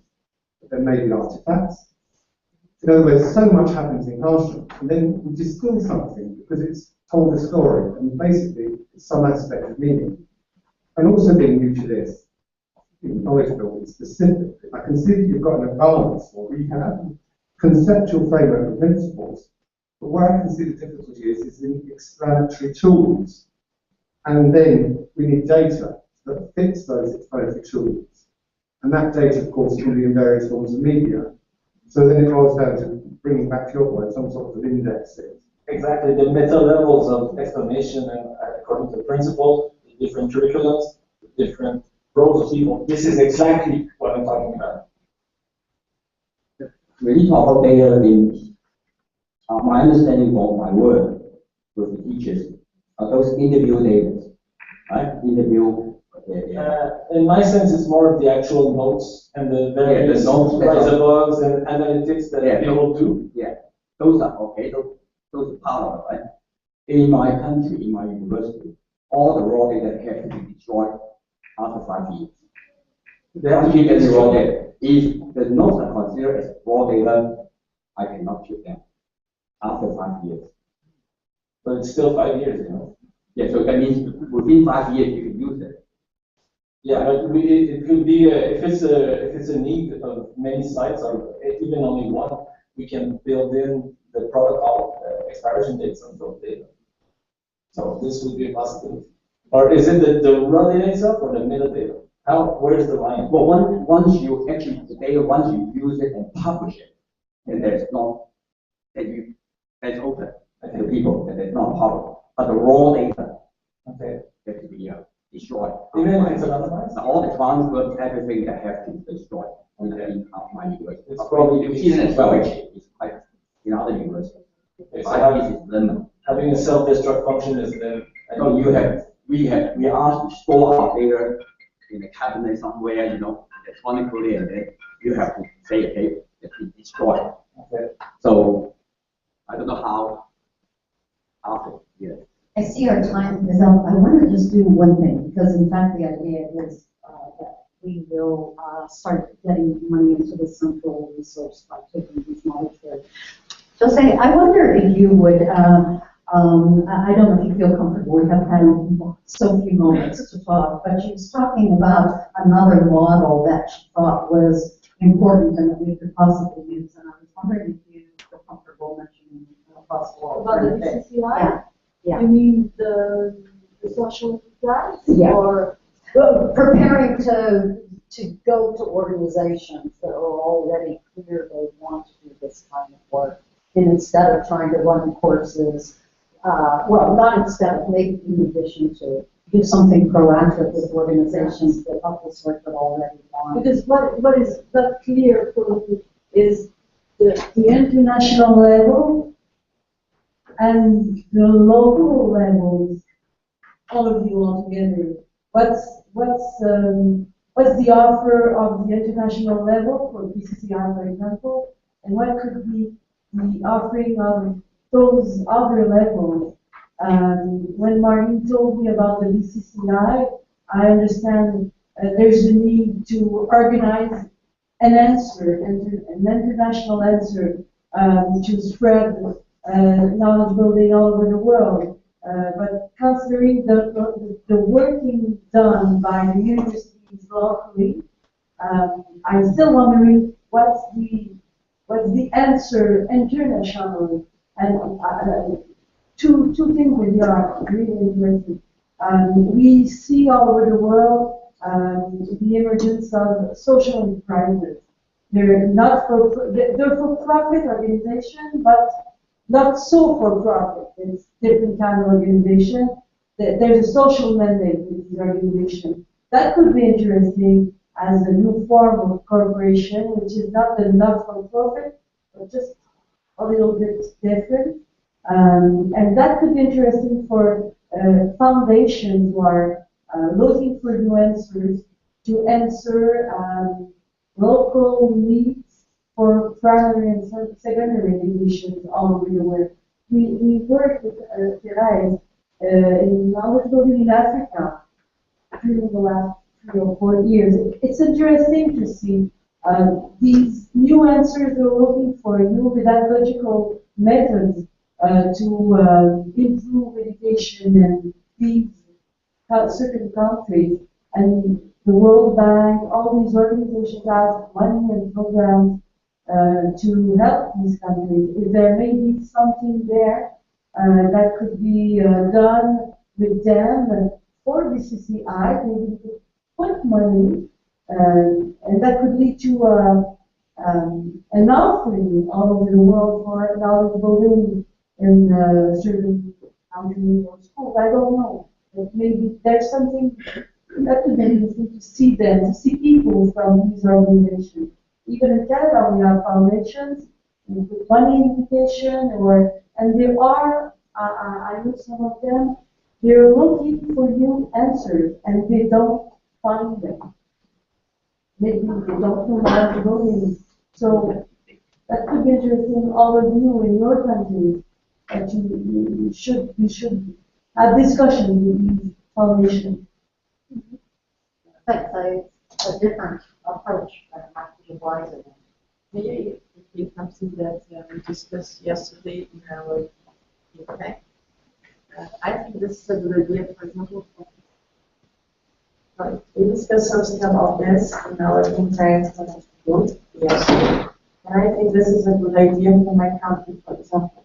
But I think before talking with these foundations, we have to have the things really, really protected.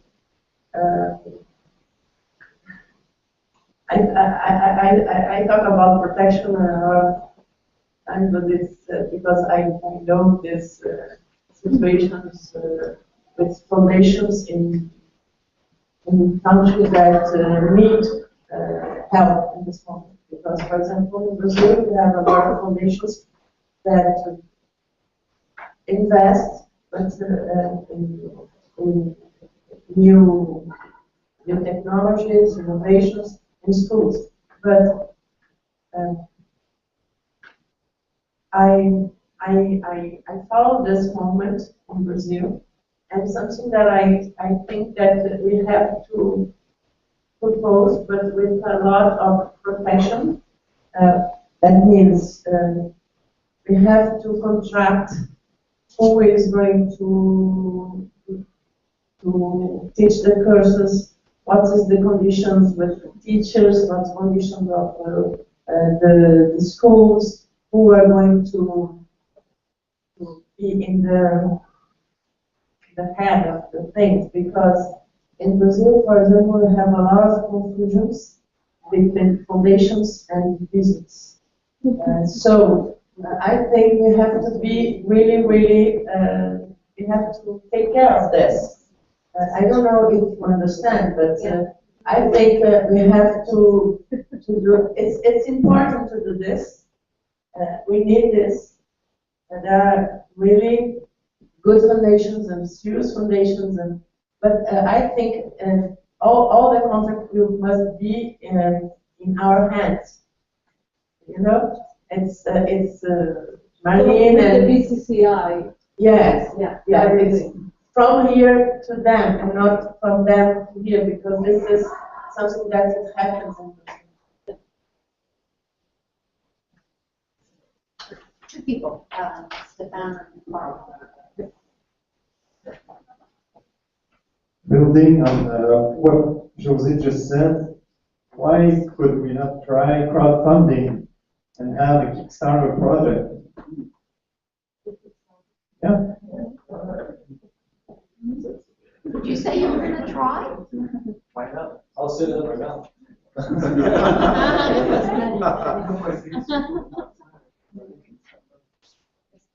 I think it's helpful,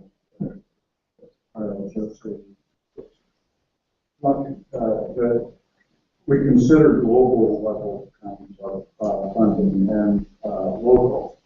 At the global level, if you're on the faculty of Harvard University, the foundations come to you. But if you're not there, you have to go to them. And that's a big, big job. It's important for us to explore this possibility. But we simply can't expect Marlene to do the whole job. It is a huge job. No, but the global level thing is very interesting. I scan what different foundations do, and there are a number of foundations supported by giant corporations, but they spend all their money locally. Often it's limited to the communities where they happen to be doing business. And they want to do something, they don't want to give money for research or anything like that. They want something that will produce a result and a good feeling in that community.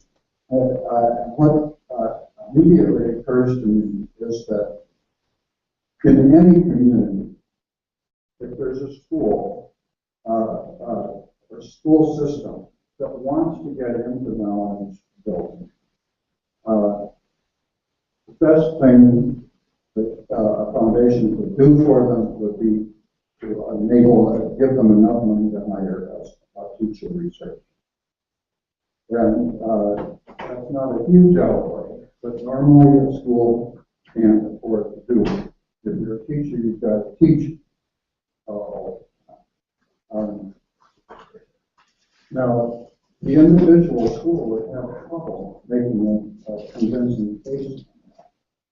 But if we could prepare a movie or a presentation of some sort that communicated why that, the whole idea of why this is a very good thing to support and so on, but it's for use in getting those local funds. I think that could help a number of schools get on board, and furthermore, help them actually succeed.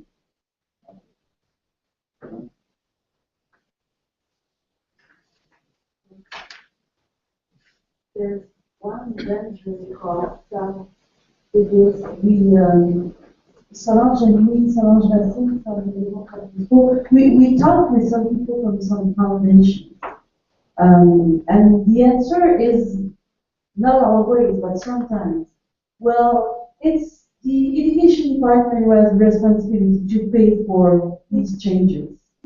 That's easy for them to answer such an answer, but it's maybe something that will here in countries like Canada, in Europe, maybe in Spain, in developed countries. It's easy to let the responsibility to the ministry. And our problem is to get this money from the ministries to expand knowledge building. So we have to think about something maybe international who has resources to maintain the network globally. And what we saw in Singapore, all these examples, we have some in Quebec.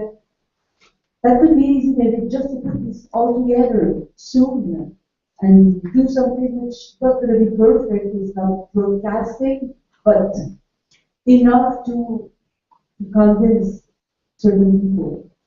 Yeah, that could be the first job of BCCI. Yeah, actually, thanks, because that was, it seemed to me 3 things came out that were not so huge and that we could do immediately. The one is put the website together. I think actually we should put it on KBI before the new legal entity, because I think we could move effectively between those. But really when we get our survey out to you, also find out what would it take for you to allow us to link to your website. So it's clear who the international teams are that are linked. So at least, Fernando Minimally, you have a website that said here are the international partners.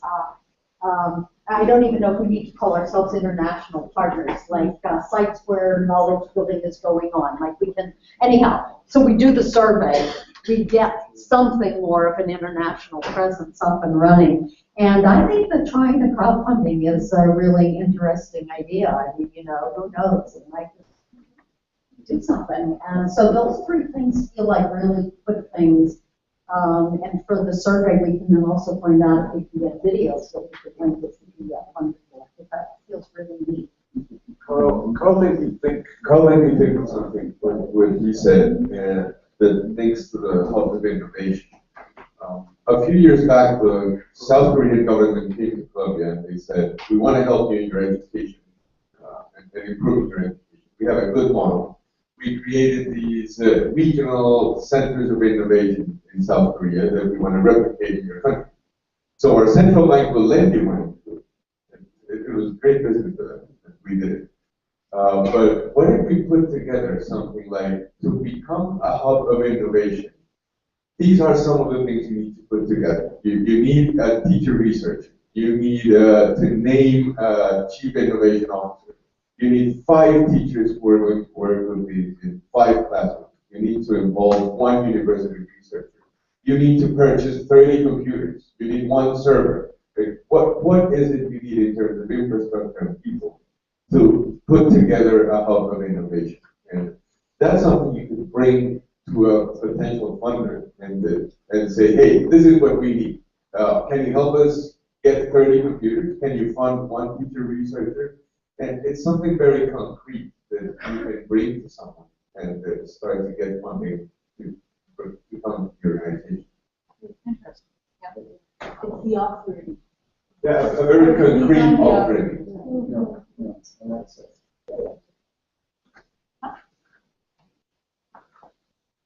Okay, any other brilliant ideas? Wow, this has been great. Thank you all.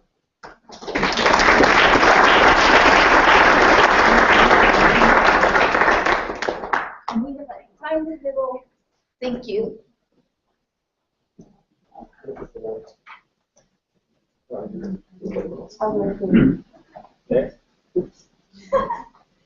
We want to thank everybody who made this event possible, and we need some music.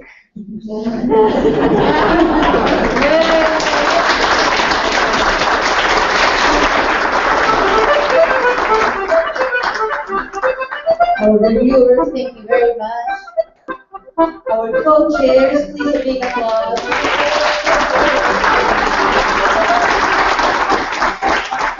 The committee, our team in Toronto and the team in Quebec, please all the teams here stand up for an amazing job.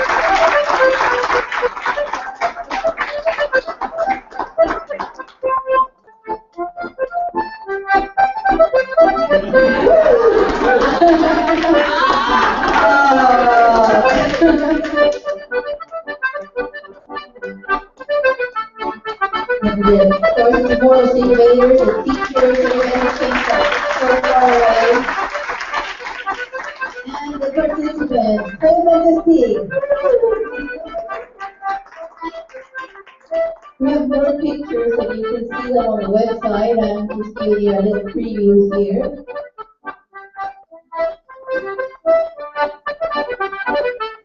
And we are planning, we had a great idea. After being in the tunnels, we realized that there were some empty spaces, and we would like to leave our mark there. So we created a project that Therese and Esther are going to be working on it. And the idea is to populate, like to have a nice wall that will leave our mark. So we ask everybody to please, outside there's a board that the kids have been putting marks, and then everybody would like to have signatures, and that's going to be transferred to our wall, but in a very neat way. So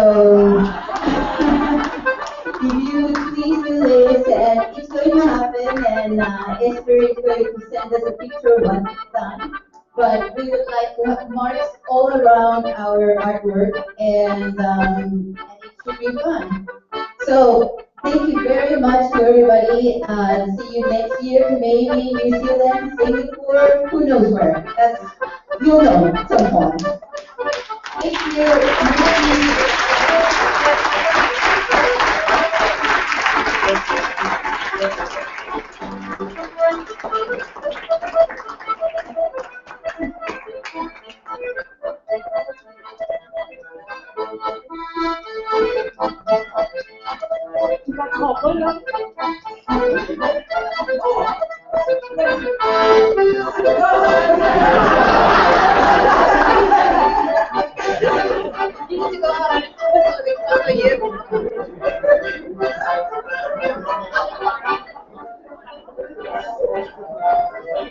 you.